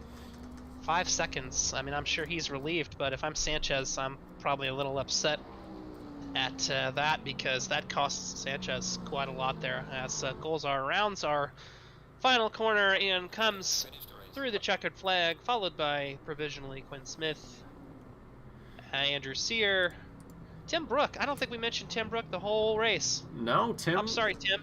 Tim did I'm his really own sorry, thing. Tim, but my goodness, my friend, good driving there. Yeah, he put his head down, just said, you know what, I've got something to do. So it will be Andrew Sear on that P2 finish. So Tim Brook will be picking up a podium here. That is going to be his third podium, or his fourth podium, excuse me, or possibly his fifth, depending on, I don't remember where he placed in race 1, but Hamza Golzar, the man of the hour, running an absolute clinic on these guys. Elliot Levine across the line, and Casey Gold saving the best for last as always. I don't think, he will be picking up that P11 if the penalties apply. And then we have Chris Pace, we saw, who had that incident in turn 4 on the last lap, or second to last lap. He unfortunately had to go back to the pits for damages, and there was too much time on the damages. So as it stands, Chris Pace, 2 laps down, will finish P13. But what a run out of Golzar. P13 on the grid to P1, or P12? From P12 to P1? I mean, that is quite the show of skill out of him, if I do say so myself. Yeah, absolutely. Definitely the most exciting 13-car race or 14 cars. I don't know if somebody else just left. Yeah, definitely the most exciting small grid race I've ever seen. I can get the words out eventually. It's, yeah, wow. Definitely a good way to end the night for us here. What do you think? I agree. I don't know about you, Ryan. Yeah, that was a quite exciting last 10 minutes there.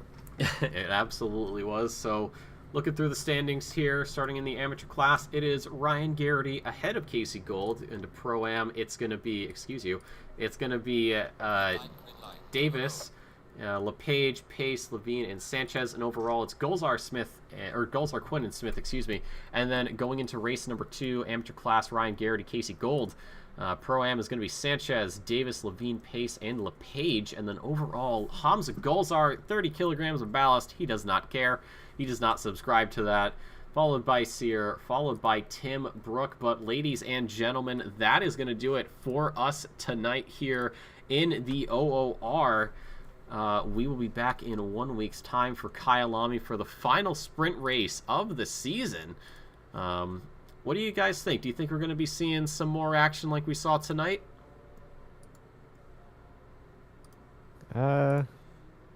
Hopefully, but next week is it's a 1 hour, right? Not a 2 30 1 hour minutes. race. So I don't know. If we're lucky, we'll see a bunch of groups, but yeah.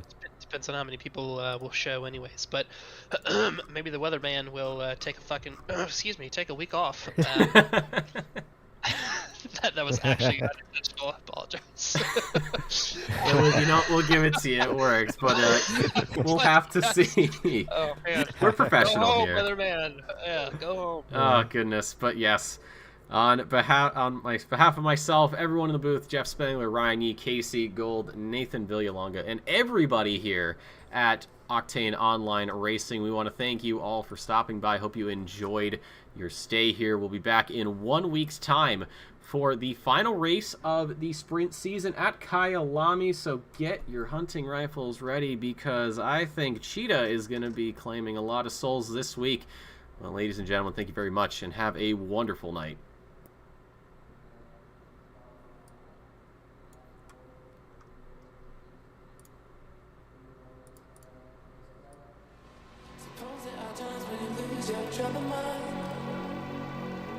Suppose there are times when you're feeling undefined. Suppose there are days when your call lose touch of ground. That's when you call me and know just what to say.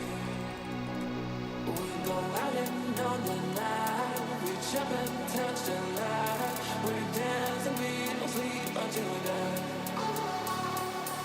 We don't have to worry. Drink up the night, it's early. Keep dancing, there's a time for running right.